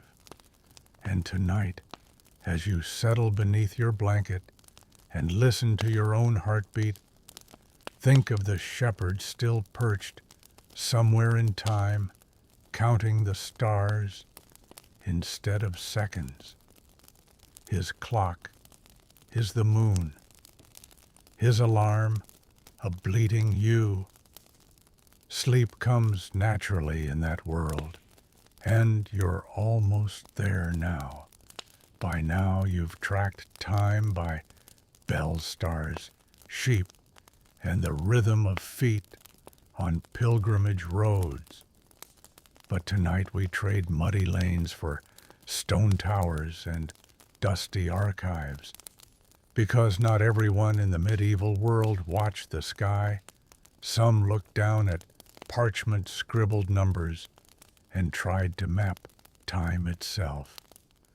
Welcome to the realm of medieval scholars and their beautifully weird obsession with calendars. If you think time is hard to manage, now imagine trying to organize your week without a standardized year. See, medieval calendars weren't exactly unified. You might live in a town that celebrated New Year's Day on March 25th, while the village 10 miles away rang in the new year on January 1st, or Easter, or sometime in September. Honestly, it depended on who your local bishop liked. Historians still argue whether this chaotic calendar mess was helpful or a holy headache. One thing's for sure, trying to schedule a meeting across towns was a logistical nightmare. We'll meet the Tuesday after St. Hugh's Day. Which St. Hugh? The one with the goose. Still not helping. Now the medieval liturgical calendar was an attempt to bring order. It revolved around church feasts, fasts, and holy days. And this wasn't just about religion. It was how people tracked seasons, harvests, and time off from work. Your local version of Google Calendar might have been a page with a drawing of a dancing pig next to St. Martin's Day, because that was the traditional time to slaughter swine. And let's not forget the saints. So many saints every day had one, sometimes more. And those feast days, they weren't just religious events, they marked time itself. When did the mill flood? Oh, that was just before St. Agatha's. Entire communities marked tragedies and joys by the saint of the day. It's basically Memory Palace meets Holy Birthday Book. Now, calendars weren't just for telling time, they were works of art. Rich monasteries produced illuminated manuscripts with miniature paintings of each month. January might show a nobleman feasting. June had peasants cutting hay. December, of course, featured someone drinking too much in front of a roaring fire. Time visualized, and maybe judged just a little. And here's the quirky bit. Calendars also had symbols for lucky and unlucky days, called dies fasti and dies nefasti. These little marks warned you not to do certain things. Planting onions on a nefasti day. You might end up bald. Getting married. Better make sure Mercury isn't sulking. One popular superstition claimed that certain days of the month were always dangerous, like the 3rd, 13th, and 23rd. Why, no one really knows. Some blamed ancient Roman numerology. Others just liked symmetry. Either way, if your cousin died on the 13th, that's probably why. The biggest calendar crisis came in 1582, but its ripples were felt long before that. You see, the Julian calendar, the one everyone had used for centuries, was drifting, like literally. It was about 10 days off from where the seasons should be, which meant that by the 1300s, spring was technically arriving in February. Oops, scholars knew. They complained. They calculated. They sent letters to Rome. But the church was like, let's wait a few centuries and see what happens. Spoiler, it got worse. Eventually, Pope Gregory XIII stepped in and introduced the Gregorian calendar, which we still use today. But that's another bedtime story. Back in the medieval period, ordinary people didn't use wall calendars. Instead, they listened. The town crier, the church bell, the gossip at the market. That's how you knew what day it was. And if you forgot, no problem. Just look at your neighbor's dinner. If they're eating dried peas, it's probably Lent. Monks, though. Monks love structure. Their lives were sliced into time blocks tighter than any modern office worker. The rule of Saint Benedict demanded that monks pray at 7 distinct hours every day, called the canonical hours, matins, lauds, prime, terce, sext, none, vespers, and compline. Some monks even woke up in the middle of the night to chant matins. Sleep schedule. What sleep schedule? To keep track, monasteries developed custom clocks, sometimes as sundials carved into stone walls, sometimes as rudimentary water clocks. And in the 14th century, mechanical clocks began to show up in monasteries like Salisbury and Milan. Not for fashion, just to make sure nobody accidentally skipped terce. Of course, not everyone welcomed precision. There's a theory that the rise of mechanical timekeeping may have increased anxiety. Before, if you were late, you were vaguely late. Now you were 2 minutes late. That's 2 minutes closer to sin sloth or being locked out of Vespers. Tick-tock, indeed. Still, medieval scholars were obsessed with reckoning time. They tracked lunar cycles, calculated Easter dates decades in advance, and debated things like whether Adam and Eve had a birthday. Some even wrote treatises on the length of a biblical day. Was it 24 hours? Did it change after the fall? Could you nap through it? And then there were the computists. No, not people who built laptops. Computists were medieval date calculators responsible for figuring out when Easter would fall each year. They used a system of 19-year lunar cycles, golden numbers, dominical letters, and enough Latin acronyms to make your head spin. One error and boom, Lent in July. Some universities required computus classes where students chanted mathematical sequences out loud to memorize them. The academic version of Gregorian beatboxing.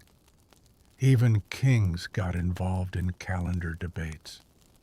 Charlemagne tried to standardize things. Alfred the Great carried around a wax candle calendar divided by hours. Others had time advisors who reminded them when to hold court, hunt boar, or stage an execution. Important to get those in the right order. One fringe example. In Iceland, medieval law required 2 weeks to be added every 6 years to balance out their unique calendar. So, time literally expanded, depending on where you lived. Miss those bonus weeks, and you might show up to the Althingi, their parliament during sheep wrestling season. But perhaps the most poetic calendar was the Book of Hours, a personal devotional manuscript used by lay people. It combined scripture prayers and sometimes local feast days. People carried them like spiritual planners, each one a bespoke timeline stitched with hope. So tonight, as you lie in your room, no bells tolling, no saints to remind you what feast day it is. Take a moment to appreciate the quiet consistency of your own calendar app. It may be digital, but it's got nothing on a rooster, a moon phase, and St. Hugh with a goose. You've wandered through fields, listened to bells, and peeked into monastic clocks. But now let's take you somewhere different, a place that doesn't tell time, it swallows it. Welcome to the cathedral. You step inside and time stops. At least, that's how it feels. Light filters through stained glass in slow kaleidoscopic ripples. Incense clings to the air like memory. Somewhere high above a choir is practicing a note that feels like it's been echoing for 7 centuries. Cathedrals weren't just places of worship. In the medieval world, they were spiritual calendars carved from stone. Every nook of a cathedral told a story of seasons, saints, sorrow, and salvation. Even the sun had its role. Builders angled the windows so that certain beams would fall on certain altars only on specific holy days. Imagine checking your calendar by watching the sunlight strike a bishop's nose once a year. And the building itself took time, generations, even centuries to complete, which means that the man who laid the first stone of, say, Chartres Cathedral died long before the roof was finished. Medieval masons didn't think in months. They thought in lifetimes. Your job wasn't to finish it, was to continue, like passing a torch, or, more accurately, a hammer. Now imagine how that shaped your sense of time. You didn't expect results next week. You expected them in your grandson's day. That kind of patience is extinct, now replaced by push notifications and delivery estimates. But back then, people moved slowly, because everything, salvation, eternity, redemption, was slow. Cathedrals also served as astronomical tools. The famous Strasbourg Cathedral had a mechanical clock with an astrolabe showing the position of the stars and planets. Pilgrims timed their journeys by the stars painted in fresco above the altar. And in Milan, one cathedral window had a solar eye, a small lens that lit the floor exactly at noon on the solstice. Who needs a smartwatch when your whole church is a sundial? Even the choir schedule was a form of timekeeping. Monks and priests sang at specific hours, not just to honor God, but to structure the entire day. Chanting wasn't just music, it was spiritual clockwork. One hymn for sunrise, one for sunset, one for the hour of death. And time in a cathedral wasn't linear, it looped. The liturgical year started with Advent, looped through Christmas, Lent, Easter, Pentecost, and began again. You lived within this sacred cycle where every year was a spiral toward grace. Historians still debate whether this repetition made time feel more comforting or more confining. There were no clocks on the wall, but if you stood still long enough, you could feel it move, not in ticks, but in ritual. The way the candles dimmed at vespers, the pause in the priest's breath before the Eucharist, the rustle of robes during procession, even the silence had tempo. And then there were the relics. Relics. Bones, hair, robes, even blood were believed to hold holy power. Pilgrims traveled for weeks to see them. Why? Because touching a saint's knuckle might heal your fever. Because time near holiness bends. There's a strange tale about the Church of Saint Denis in Paris. Supposedly once a year during the Feast of Saint Denis, the air inside the church thickened like honey. You could feel time stretching. Bread didn't mold. Candles burned slower. People claimed they lived longer just from sitting quietly in a pew. It's folklore, sure, but folklore leaves emotional footprints. Speaking of footprints, cathedrals were also mapped in time through pilgrim graffiti. People carved names, dates, even prayers into stone. Martin 1289, Johanna, came during the Great Frost. These weren't vandalism. They were timestamps of faith, evidence that someone stood where you now stand, whispered the same desperate prayer, and left a mark because they feared time would forget them. Some churches had death clocks not as grim as they sound.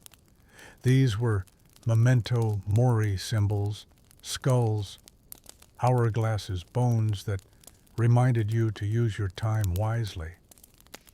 A bit unsettling when you're just trying to light a candle, but effective. One fringe tidbit. In the Cathedral of Ely, England, there is a carving of a man wrestling a dragon while staring at a sundial. Scholars still can't agree if he's late for Mass or just having a weird day.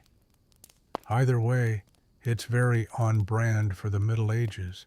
Cathedrals also hosted Holy Week plays, dramatized versions of Bible stories. These weren't short performances. Some lasted days. Imagine watching a 72-hour play surrounded by incense and hymns as daylight drifted through stained glass. Time didn't just pass, you lived inside it. And if you're wondering, yes, sometimes people fell asleep in the pews, sometimes for hours. One monk wrote, "Brother Jerome snored through matins again." Proof that even in places built for eternity, mortals still nap. So next time you walk past an old church, pause. Look at the shadow of its spire.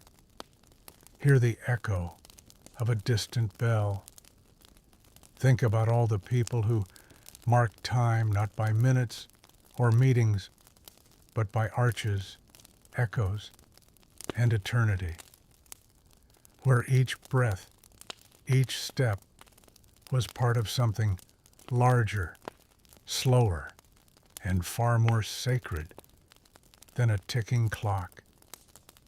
And here you are, centuries later, lying in bed, thinking about cathedrals, while your own clock glows faintly on the nightstand. Let it glow. You've got time. You've knelt beside candlelight in a cathedral, feeling centuries stretch like incense smoke. But outside those stone walls, the world moved to a different rhythm. Tonight you step into the clatter, the color, the unpredictable heartbeat of a medieval town square where time was less sacred and more negotiable. You wake to the sound of wooden wheels creaking over cobblestone. Somewhere, a rooster crows far too enthusiastically. Your neighbor's banging on his front door because he overslept and missed the baker's bell, which rang just after lauds. Not sunrise, not 6 a.m., just after lauds. Good luck syncing that to your calendar. Time in the medieval town was a mix of routine and rumor. There were no wristwatches. Instead, there were sounds: the baker's bell, the church chimes, the blacksmith's hammer, the market cries. Each acted as an informal timekeeper, letting you know what to do, not based on the hour, but on the activity. For example, the fishmonger arrives, time to shop. The schoolboys shout Latin verses, morning lessons. The town drunk stumbles past, muttering hymns. Definitely evening, maybe. The local bell tower, if your town had one, was the beating heart of daily rhythm. But here's the fun twist. Not all bells rang the same hour.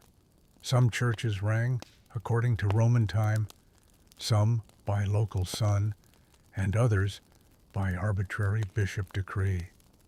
You could literally walk 10 minutes across town and be in a different hour. Time zones before time zones. Historians still argue whether this time-fluid system helped or hindered commerce. One side says it kept things flexible. The other says, how did anyone make a dentist appointment? Now let's talk trade. Markets ran on cycles that predated even Roman calendars. Think lunar markets, feast day markets, traveling merchant circuits. If it's the third Wednesday after Candlemas and the moon's in her second quarter, congratulations, it's wool season. You didn't check the calendar. You looked at the goods. Strawberries at the stall. It must be early summer. Eels for sale. Definitely winter. Barrels of mead. Someone's about to get married or very drunk. Probably both. Merchants, in particular, were semi-mystical time wizards. They carried hourglasses, sundials, and prayer beads, anything to help them pace their deals. One German merchant reportedly wore a ring with a tiny sundial engraved on it. Yes, a sundial ring. If that isn't medieval bling, I don't know what is. And if you were rich, you might own a table clock imported from Italy or France and wildly inaccurate.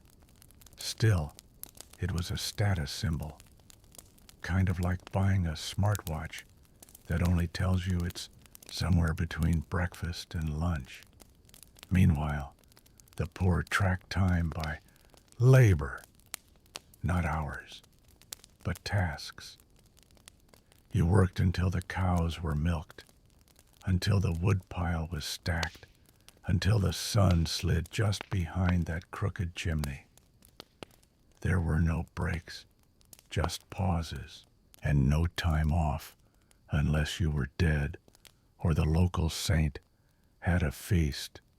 One quirky tidbit, some towns had an hour man, a hired bell ringer or announcer who walked through the streets yelling the time. It is the third hour before noon, and if he overslept well, no one really knew what time it was until lunch felt late. And then there was the tavern clock, or lack thereof. You didn't ask what hour it was. You asked how many tankards deep the barkeep looked. One scholar claimed that a man's wobble was more accurate than any bell. I believe him. Sometimes time was announced through theatrical flair. In towns with a performing tradition, a timekeeper fool might shout hours while juggling turnips. Why? Because everyone remembered turnips. Medieval fairs were an especially chaotic version of time. Entire schedules were written on banners like giant linen Google calendars. Tourney at third bell, bear dancing at sixth bell, pie eating at dusk. Except if the bells were late, or the bear refused to dance, or someone ate all the pies. Well, time was flexible. And don't get started on weather time. Overcast skies, ruined sundials. So people turned to other signs. Chimney smoke direction, dog behavior, how fast bread dough rose. One woman wrote that she could tell the hour by the ache in her left foot. We call that barometric arthritis. She called it wisdom. But time wasn't just day to day. Towns marked years with pageants, fires, and noise. The turning of the year wasn't silent. It was raucous. Bells rang. Pigs squealed. Children threw dried peas at each other.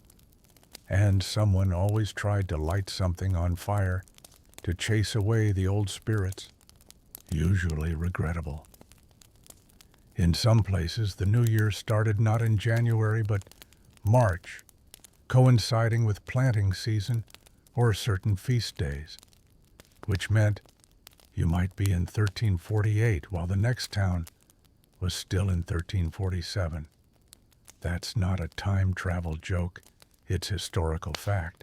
Great for confusing historians. Terrible for loan repayments, yet amid the mess, there was comfort. You always knew where you were in the cycle. If St. Bridget's Day had passed, lambs were coming. If St. Swithin's was rainy, the next 40 days would be wet. And if you heard the bell for Compline time to go home, unless you were already asleep in the tavern, of course. So tonight, as you lie in your room lit by LED glow, think about this. In a medieval town, no one knew the time, but everyone felt it. Through noise, bread bells, dogs, saints, and sunlight bouncing off stone. Time wasn't a tyrant. It was a companion, a rhythm, a murmur. And maybe, just maybe, that's all you need to sleep soundly. Now that you've wandered through the cobbled chaos of town clocks, shouted hours, and wandering fools, juggling time, let's take you somewhere far quieter, but somehow even stranger, into the private rituals of the medieval bedroom, where time wasn't just told, it was felt in your bones, your breath, and your dreams. You wake again, not to an alarm clock, but to the call of a cock, a particularly persistent one perched outside your wooden shutter like it has a grudge. It's dark, yes, but your body says it's time. Maybe not to rise and shine, but to shift. Because in the medieval world, sleep wasn't one long stretch. It came in 2 acts. That's right, people didn't sleep all the way through the night. Instead, they practiced segmented sleep. First sleep began not long after sunset, once the fire was banked and the doors barred. You'd sleep a few hours, wake naturally in the middle of the night called the watch, then sleep again until dawn. That gap between sleeps wasn't wasted. You might pray, you might reflect, you might write. Some people even went visiting. Imagine knocking on your neighbor's door at 2 a.m. just to chat about dreams and bread prices. Somehow it wasn't rude, it was culturally normal. Historians still debate why segmented sleep faded. Was it electric lighting that rewired our brains, or the rise of rigid industrial schedules that pushed us into 8-hour sleep conformity? The truth likely lies in both. But back then, the rhythm made sense. With no artificial lights, your circadian rhythm followed the stars. The first sleep restored the body. The watch calmed the soul. The second sleep helped you greet the morning, not groggy, but reset. In between these intervals, your sense of time was blurred. The ticking of a clock meant nothing.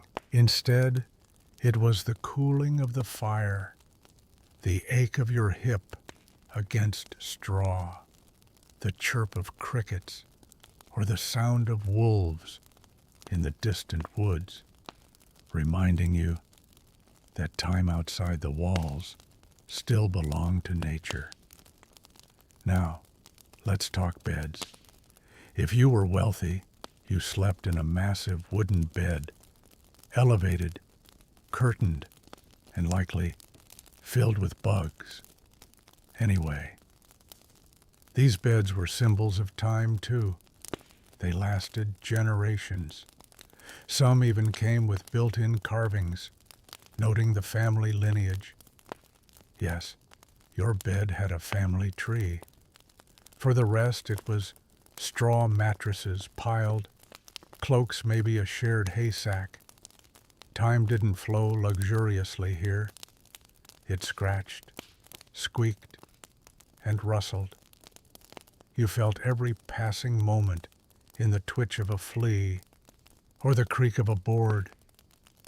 And yet somehow people slept deeply. Perhaps it was the absence of light, or the sheer exhaustion of living without espresso. One quirky tidbit: some folks slept sitting up, not for health, but because lying flat was considered too similar to the posture of the dead. That's right. Death lay flat. Sleep sat upright, head tilted, mouth open, occasionally snoring like a church organ. Meanwhile, the concept of an hour in bed, absurd. You didn't count hours, you counted prayers. I'll lie here until I've said 3 Hail Marys and a psalm, or until the wind changes direction. Surprisingly efficient, unless you fell asleep mid-psalm, which was common. Another quiet secret of midnight dreams. Dreams were taken seriously.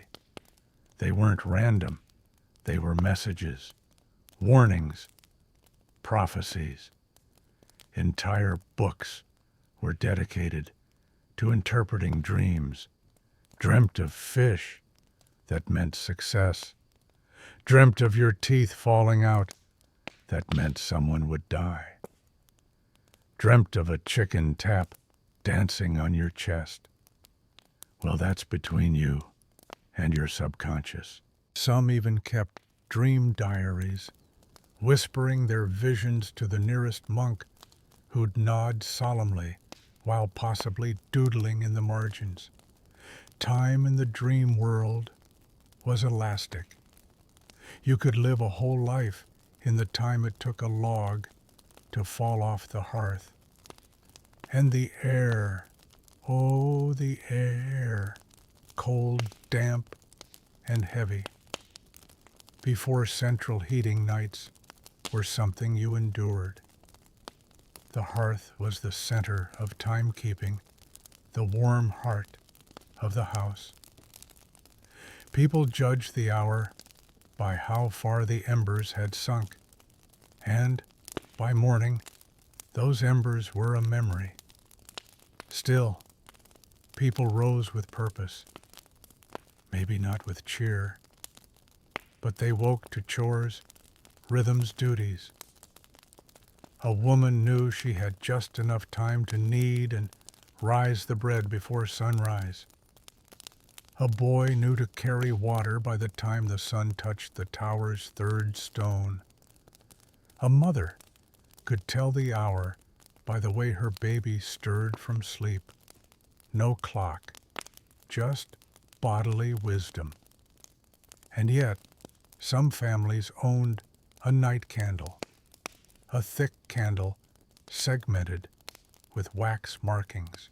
As it burned down, it marked time about 20 minutes per mark. They'd say, "Wake me at the 3rd melt," as if that were the most obvious metric in the world. One nobleman in France reportedly hired a candle boy, whose only job was to watch the candle and gently shake him awake when the wax reached the red mark. Yes, medieval people invented personal assistants. And don't forget the moon. People learned to time their bathroom trips or barn check-ins by moonlight. A full moon meant safe passage. A new moon, trip over a root and swear into the dirt quietly. Because saints are listening. If the stars aligned, literally, you might catch a glimpse of shooting stars, and time froze for a moment. Just you, the heavens, and the knowledge that the world was bigger than your straw mattress and flickering firelight. So, here you are, centuries later, with your blackout curtains and white noise machine, longing for the kind of sleep that came after whispered prayers. and a bowl of warm beer. Because maybe the best kind of timekeeper isn't a ticking device at all, but a quiet stretch of night between two sleeps. A breath, a murmur, a space to remember the day and forget it. The medieval world may not have known hours, but it knew rest. Sacred, steady, human rest. Now pull the covers a little tighter. The fire's dimming. The second sleep is near. You've drifted through bedrooms lit by embers and dreams where time curled like smoke between two sleeps. But now, let's lift the curtain on something far grander and far more ticking, the slow rise of mechanical clocks across medieval Europe. Because once people figured out how to ring a bell with a wheel and a gear, time itself began to tighten its grip. You're in the town of Salisbury, England, somewhere in the late 14th century. The stone streets are damp and everything smells like cold soup and chimney ash. But something is stirring inside the cathedral courtyard, not incense or whispers, but iron, clunk, clack, grind. The Salisbury Cathedral clock, a hulking metal beast with no face and no hands, is being wound.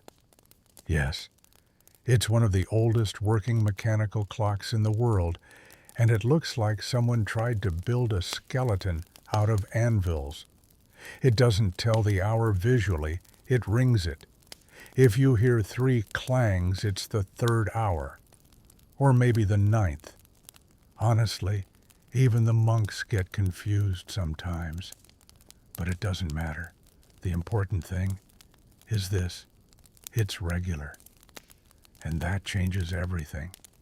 You see, up until now, time was a suggestion, a breeze, a chant, a beam of sunlight. But with mechanical clocks, it becomes a machine. You don't guess anymore. You wait. You measure. You expect. And yet the early clocks weren't exactly reliable. Some ran fast, others slow. One French abbot noted that his church clock would strike 13 when bored. That's not a quote, but it feels like it could be. Still, mechanical clocks began appearing in monasteries and towns across Europe. They were driven by weights, gears, and escapements, a word that sounds thrilling, but actually just means that thing which keeps the clock from spinning out of control. Historians still argue who invented the mechanical clock. Was it a monk in Milan? A smith in York? A board count with too many gears in his wine cellar? No one agrees. But most trace the earliest examples to the late 13th century, when cathedrals needed a way to call monks to prayer with consistent precision. Because, let's be honest, Brother Gregory kept oversleeping through matins. One quirky bit: these early clocks didn't even have dials. That came later. At first, they just rang bells. Over time, builders added faces and hands, often elaborately painted with zodiac signs, moon phases, and in one German town, a tiny mechanical goat that butted a man on the hour. No one remembers why, but no one forgot it either. You walk into a market square in 1402 and hear a bell. That's time now. You don't smell it, feel it, or guess it. You hear it regular as breath. Merchants align their prices by the hour. Bakers time their loaves. Children are taught to count their chores to the chime. And something strange happens. people begin thinking of time as a currency, something that can be gained, lost, spent, wasted. Before you harvested wheat when it ripened. Now you're told to start at 6 a.m. sharp. Even the word schedule creeps into daily life, a word that once meant a little slip of parchment, now a tyrant on your wall. And clocks don't just invade the public square. They sneak into homes. The wealthy display them as luxury, elaborate brass clocks from Italy or wooden ones from Flanders, often wildly inaccurate, but beautiful. They tick, they talk, they charm. And sometimes they cuckoo, because some medieval craftsman thought timekeeping needed a bird that screams. A German noble once gifted his cousin a clock shaped like a lion that roared on the hour. The cousin reportedly fainted, which honestly seems like a reasonable response. And as clocks enter homes, they reshape interiors. Chairs are placed to face them. Rooms are arranged by sound. Time becomes a house guest, always present, always ticking, always judging your productivity. And this mechanical order reaches far beyond Europe. Islamic scholars had long created astrolabes and water clocks, some so precise they made European models look like noisy toys. In fact, a clock gifted by the Caliph of Baghdad to Charlemagne in 807 reportedly featured brass knights that emerged on the hour to strike gongs. Charlemagne was so delighted, he reportedly tried to reverse engineer it. He failed, badly. Clocks begin appearing in China, two massive astronomical towers powered by water wheels and weights. Su Song's 11th century clock tower remains legendary. It didn't just tell time, it tracked stars, planets, and court appointments. Imagine Google Calendar, but made of bamboo, water, and genius. Back in Europe, as towns rise and trade, Surge's timekeeping becomes an economic necessity. Ships must leave port on time. Guilds begin meetings at the fourth bell. Courts open at specific hours. Time, once poetic, becomes legal. And, of course, with the regularity of clocks comes the first known time-related complaints. One letter from a Venetian merchant grumbles, "The bell was late, my bread is burnt, and I blame the clock." History's first Yelp review. The invention of the minute hand doesn't even arrive until the 1570s. Yes, for centuries, clocks only had one hand, and even that was mostly decorative. The idea that time should be sliced into tiny, anxious fragments came later when humanity collectively decided it needed more things to be stressed about. Still, people weren't enslaved by time just yet. Most still lived by sun prayer and habit. But the seed was planted, and it would bloom into train schedules, factory bells, and meetings that definitely could have been emails.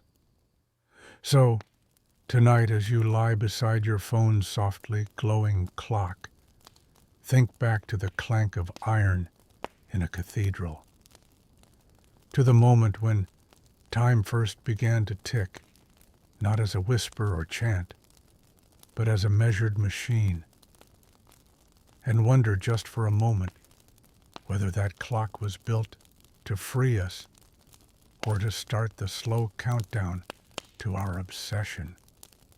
The ticking gears of cathedral towers might have sounded majestic from below, but let's drop down from those lofty belfries and wander into a very different space, the monastery where time didn't merely tick, it prayed. You step inside. Cold stone walls echo with whispers. The scent of beeswax, damp robes, and old parchment wafts through the air.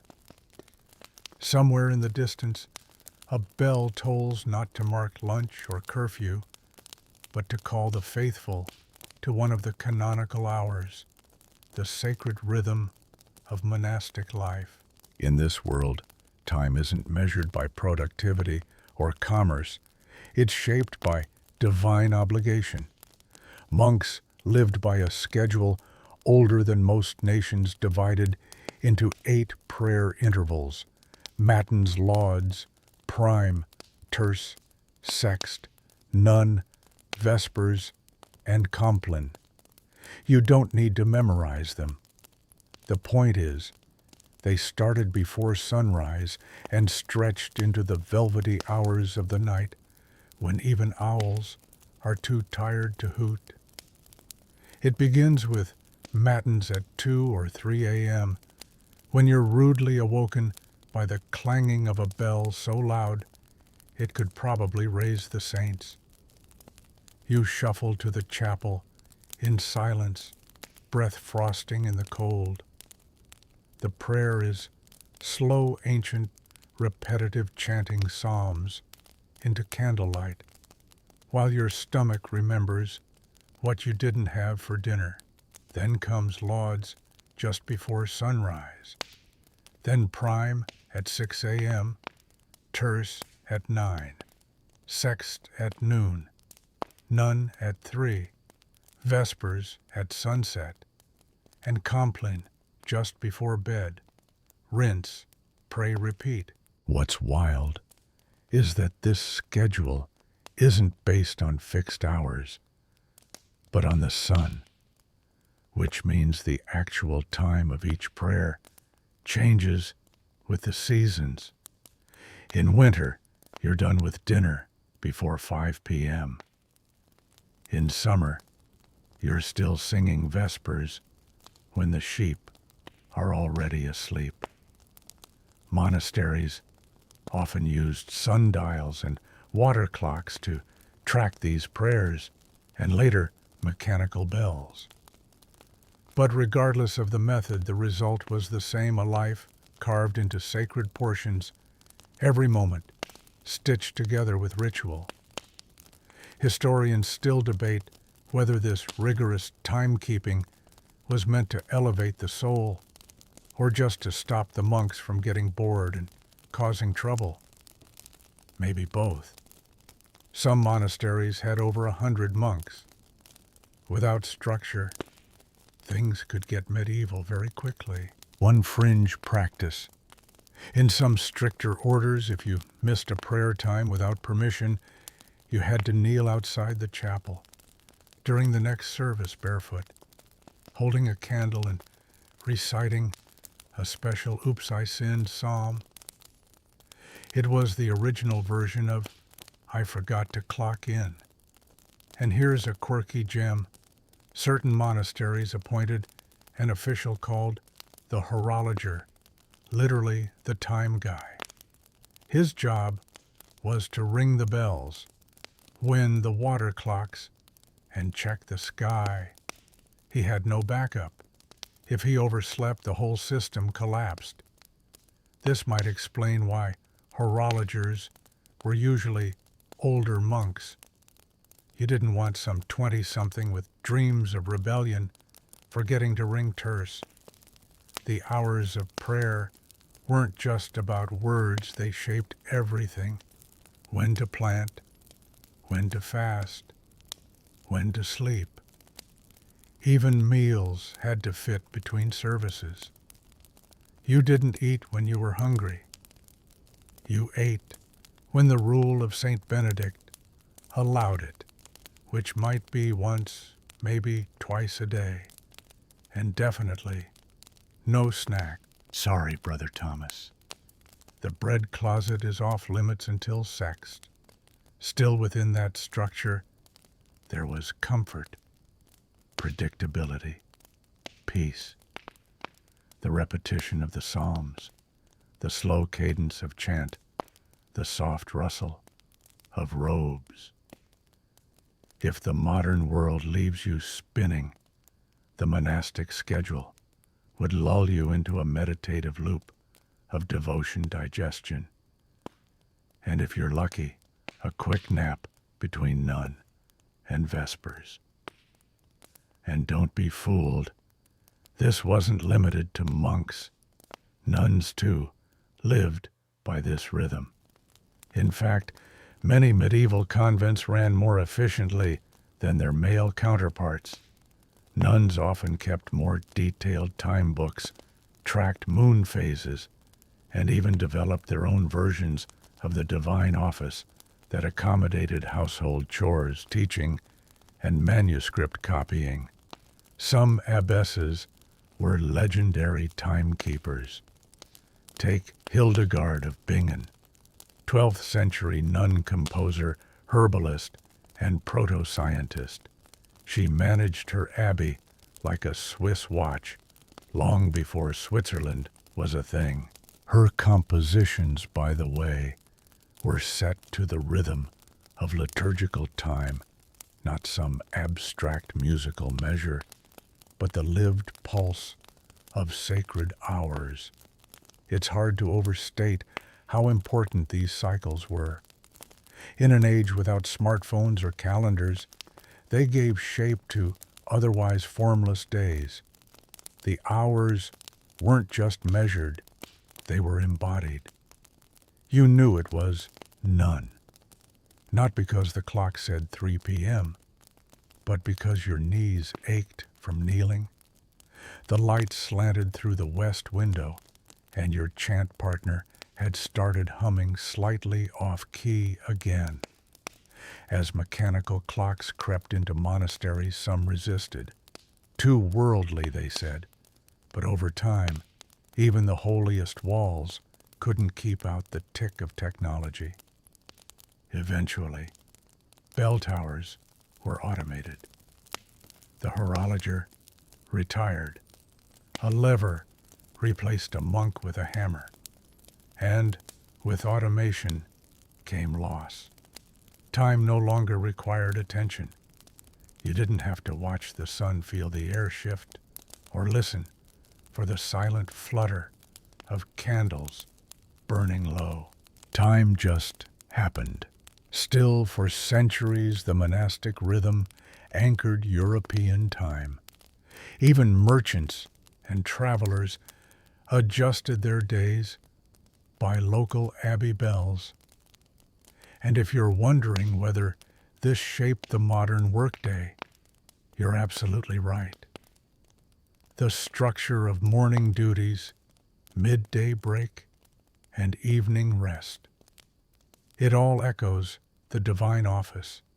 Now picture yourself under that stone arch again, the sun beginning to rise. The bell tolls for prime. The birds stir. A monk lights a lamp. You feel the day unfold, not as a schedule, but as a sacred rhythm. You don't need to ask the hour. You know it in your bones. And just as you're sinking into the rhythm of monks and their bells, we arrive at a new wrinkle in the fabric of time. How people began to carry it. Because once clocks became regular and public and chimey, it was only a matter of time before someone said, "Hey, what if I could bring this ticking contraption with me? Let's walk through a bustling 15th century market square, where roosters, children, and drunken poets are all competing to be the loudest." Somewhere among the chaos, a nobleman walks by, proudly holding something very odd, a clock. In a box, It's heavy, made of brass and wood, and looks like it could double as a weapon. This, my friend, is a portable clock, the medieval answer to the smartwatch, except it weighs as much as a bowling ball and tells time with the precision of a weathered goat. These early clocks weren't exactly wrist-friendly. Most were spring-driven and kept in protective cases the size of a grapefruit or larger. But even the idea of personal time was radical. You no longer had to rely on the town bell tower. You could look down, sort of, and guess the hour based on the whims of a slightly confused gear system. Of course, very few could afford these.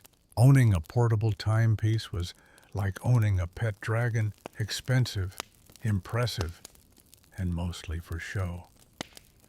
They were gifted between monarchs, used as diplomatic flexes, and often too inaccurate to be of real use. But they symbolized power, precision, control. And then, around the 16th century, something smaller ticked into existence, the watch. At first, it was worn around the neck, not the wrist. These clock watches had only an hour hand, no glass covering, and a tendency to stop working if you sneezed too hard. But they were everywhere, on noblemen, on scholars, on especially proud merchants. They were engraved, ornamented, blessed. Some were shaped like skulls because nothing says punctual like memento mori, and others like miniature astrolabes. There's even a surviving watch shaped like a miniature book because apparently someone wanted to keep time and confuse everyone around them. Historians still debate where the wristwatch was truly born. Was it Geneva, Nuremberg, a sleepy town in France where someone got tired of digging in their pocket every 10 minutes? We may never know. What's clear is this: by the 17th century, time was no longer communal. It was personal. That's when things really start to speed up. Merchants begin scheduling meetings at precise hours. Coaches depart on the second bell after noon. Dueling invitations specify the exact minute, because if you're going to get stabbed, it should at least be on schedule. And while the rich flaunted watches, the working classes found more creative ways to track time. Some used songbirds, yes, actual birds trained to chirp at intervals. Others relied on candle clocks, which burned marks along their length with nails inserted to drop and clang at specific points, kind of like a fire hazard with a sense of duty. In one town, a baker famously hired a boy to shout the hours from the rooftop. This was considered innovative until the boy hit puberty and forgot how to count. And then came a revolution, the invention of the minute hand. It seems obvious now, but before the 1570s, people just didn't care that much about minutes. Time was still measured in broad strokes. But then horologists, yes, that's what clockmakers are called, and no, it's not a medical condition, began refining gears to move smaller hands. The result, a new tyranny of precision. Now you couldn't just say, "I'll meet you in the afternoon." You had to say, "Let's meet at 3:45, give or take 3 chickens." Time became subdivided, fragmented. You started checking your watch, not to know the time, but to know how late you were. Of course, watches still weren't accurate. Many gained or lost minutes a day, depending on weather, wear, or cosmic spite. So People reset them constantly, often using sundials or church bells as reference. A gentleman might consult the cathedral clock at noon, sigh, adjust his watch, then be late anyway because he stopped for pie. One quirky practice in cities, the timekeeper street shout. Certain workers were paid to walk the streets at set intervals, shouting the hour, 10 of the clock and all's well sometimes, with drums, flutes, or just a really dramatic voice. It was public service meets community theater. Eventually, the wristwatch makes its debut, likely in the 19th century, and notably more common among women at first. Why? Because pockets weren't always designed into women's clothing, and so bracelet watches offered a fashionable if still clunky solution. Men called them feminine until soldiers in the First World War discovered they were actually extremely useful in trenches, trying to pull out a pocket watch under fire. Not ideal. Slap one on the wrist, though, and suddenly you're both stylish and less likely to die while checking the time. After the war, wristwatches went mainstream. By the 20th century, nearly every adult wore one, and with it came a deeper shift time. No longer just lived in towers or pocketbooks. It lived on your skin. It ticked with your pulse. And that changed how people felt time. You couldn't escape it, couldn't ignore it, couldn't pretend it wasn't chasing you down every hallway. Today your phone buzzes with atomic precision. Apps remind you when to drink water, breathe, stand up, and regret your life choices. But if you close your eyes and listen closely, you might still hear the echo of a bell tower, or the scrape of a gear, or the faint ding of a watch hidden in a velvet coat pocket. Because somewhere deep inside our collective memory, we all still carry a clock. And whether it ticks, talks, buzzes, or whispers, you know exactly what time it is. Now that you're cradling time on your wrist, let's flip the story and ask what happens when time becomes less about bells and gears and more about machines telling machines what to do. You're standing in the middle of an early 19th century textile mill. It's loud, so loud you can't hear your own thoughts. Everything smells like oil soot and damp cotton. The machines churn in rhythm like a mechanical heartbeat. And every single movement, every bolt, every lever, every blink is dictated by the clock on the wall. This is the dawn of industrial time, and it changes everything. For centuries, time had been fluid. It flexed with seasons, with sunrises, with how long it took your goat to wake up. But now, for the first time in human history, people aren't working with time. They're working against it.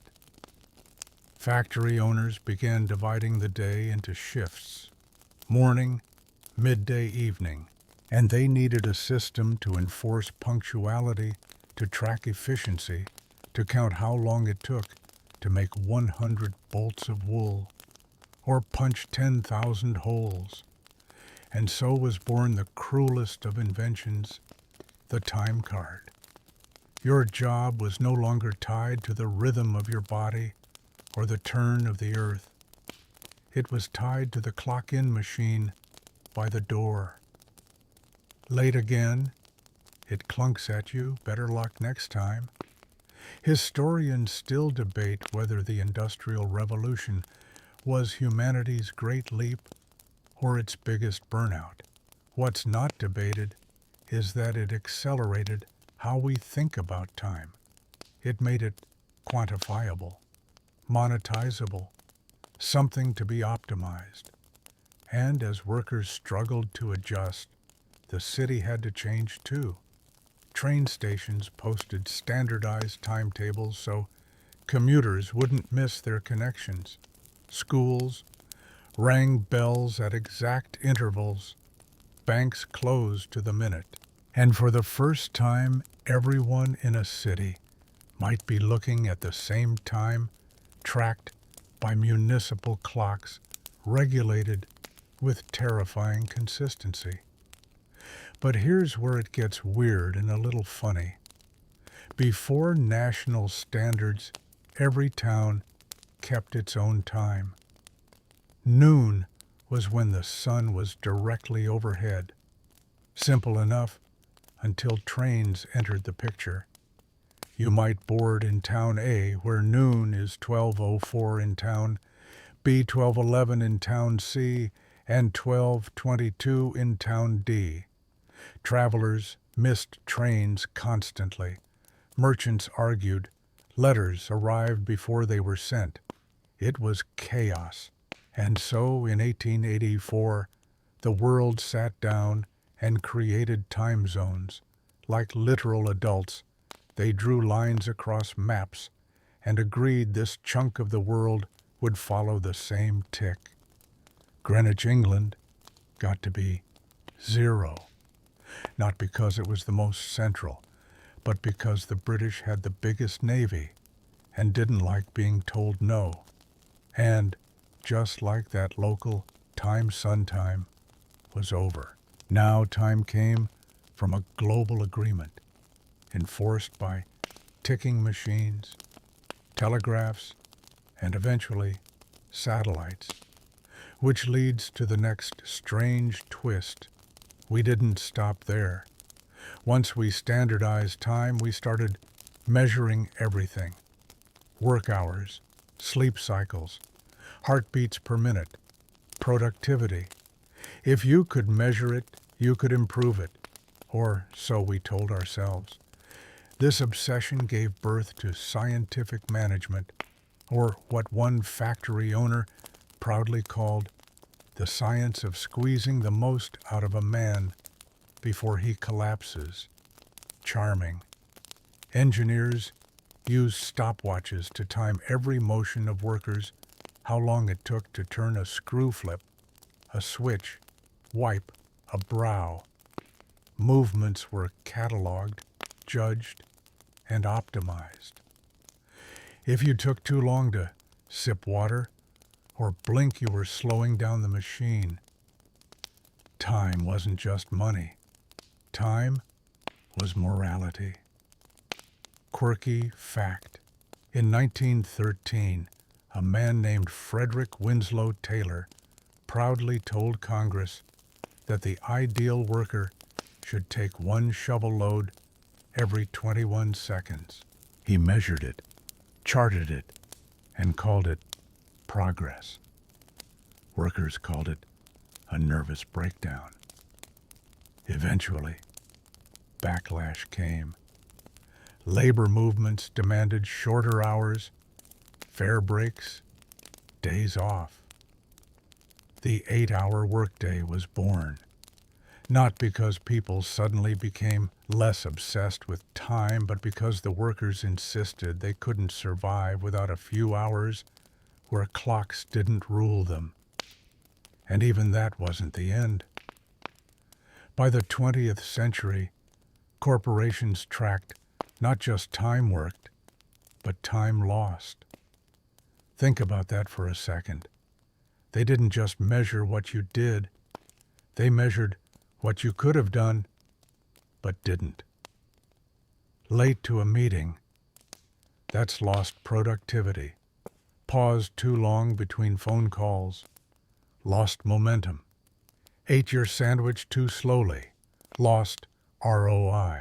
Even today in your pocket is likely a phone that knows how long you've stared at Instagram this week, how many steps you've walked, how many hours you've slept.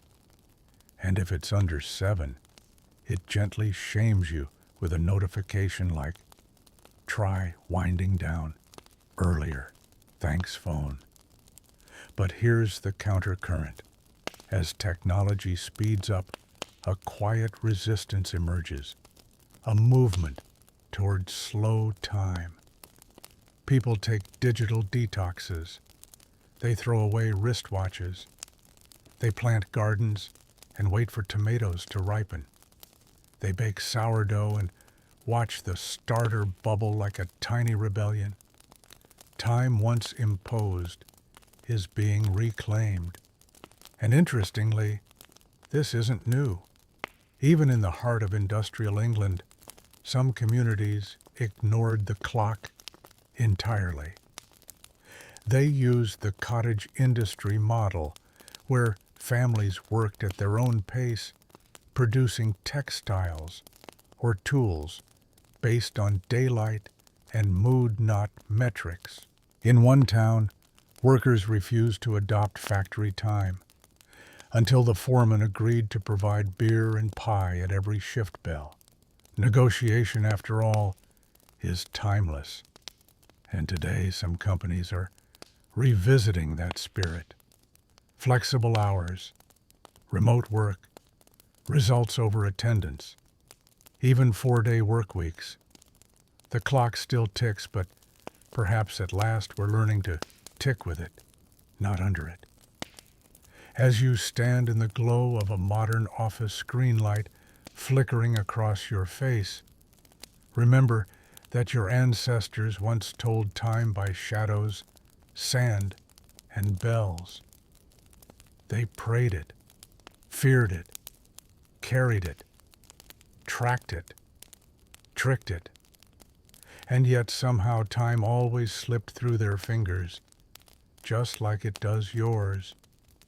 And so here you are, on the edge of the present, surrounded by a million clocks you can't hear ticking. There's one on your phone, one in your microwave, one in your router, your smartwatch, your neighbor's electric meter. They pulse invisibly, sync to an atomic heartbeat, buried under layers of satellite signals and network cables. But you're still just a person, blinking sleepily in the dark, wondering why it still feels like there's never enough time. Let's trace that feeling back, past the factory whistles and the ticking watches, to something older, much older, because before humanity was ruled by mechanical time, we were ruled by something far messier, biological time. Long before the bells of monasteries or the sundials of Rome, time lived in your bones. You rose with the sun. You slept when the fire burned out. You ate when you were hungry, moved when you had to. And if the sky turned red, well, maybe it was time to pray, or panic, or both. And then, at some mysterious moment around the 17th century, people started wondering, what if we measured sleep? That's right. Tonight's final twist isn't about watches, or wheels, or wars. It's about how people have wrestled with the most mysterious time of all the time you spend unconscious. Here's the strange part. You probably think you sleep in one big chunk, right 8 hours straight, if you're lucky. But for most of human history, that wasn't how it worked. You're lying on a straw mattress, let's say in 1300s France. It's cold. The fire has died down. You curl under a wool blanket wrapped like a burrito. You drift off. Sleep comes quickly. It always does when there are no phones to scroll. But then, 4 hours later, you wake up. And this isn't insomnia. It's normal. Historians now believe that people across Europe and beyond practiced something called segmented sleep. First sleep lasted about 4 hours.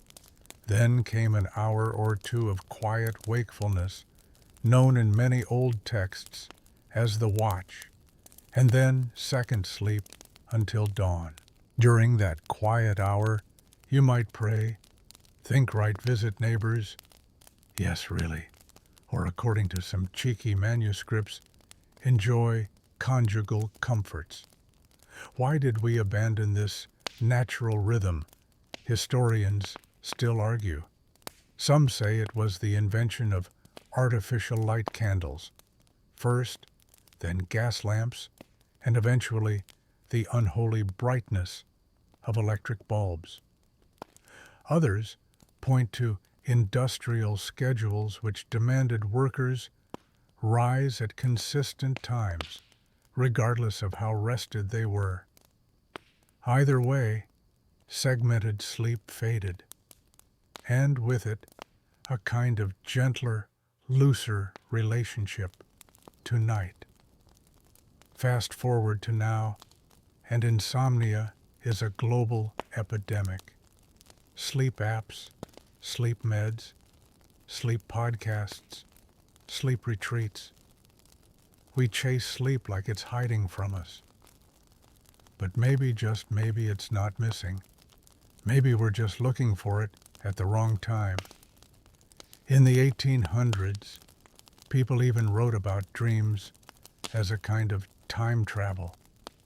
You fell asleep in 1832 and woke up in 1647, or in a forest, or in a ballroom with ghostly dancers and a roast goose that could speak Latin. Time bent in dreams. It didn't behave. One quirky story from 1851 tells of a man who fell asleep for a few minutes under a tree only to dream a full decade of life in a distant land, complete with marriage, children, a career, and heartbreak. He awoke to find a squirrel had dropped a nut on his head. Romantic. Sleep, in other words, was a doorway, a liminal space, a pause button in the frantic symphony of waking time. And maybe that's what time was always supposed to include: pauses, not breaks, not productive rest, just real, empty, gentle stillness. There's a French clock from the 1700s that has, in place of the numbers 1 through 12, a single repeated phrase: now, now, now, now. 12 nows circling forever. Was it a joke? A philosophy? A reminder? Or maybe just the quietest truth of all? Because after everything, after sundials and bells, factories and wristwatches, atoms and satellites, the only time you ever really have is the time you're in. Right now, this one moment. And now it's passing. But you're still here, still listening, still drifting. Let your breath slow. Let the stories settle. You've wandered through centuries tonight, tracing shadows on ancient stone and listening to bells toll across distant rooftops. You've walked alongside monks, merchants, mill workers, and dreamers, and maybe you've felt the tick of time a little differently. Let it go now. There's no train to catch, no meeting to attend, no bell to answer, just the soft hum of night and the feeling that somewhere deep inside your own internal clock is slowing, unwinding itself gently. Feel the blanket wrap around you like the quiet of a medieval chapel. Let your thoughts wander like candlelight flickering against plastered walls. Every breath is a chime, a heartbeat, a tiny revolution of your own living timepiece. You don't have to measure anything. You don't have to be anywhere. Let time take care of itself. And you just rest. You've earned it. Good night.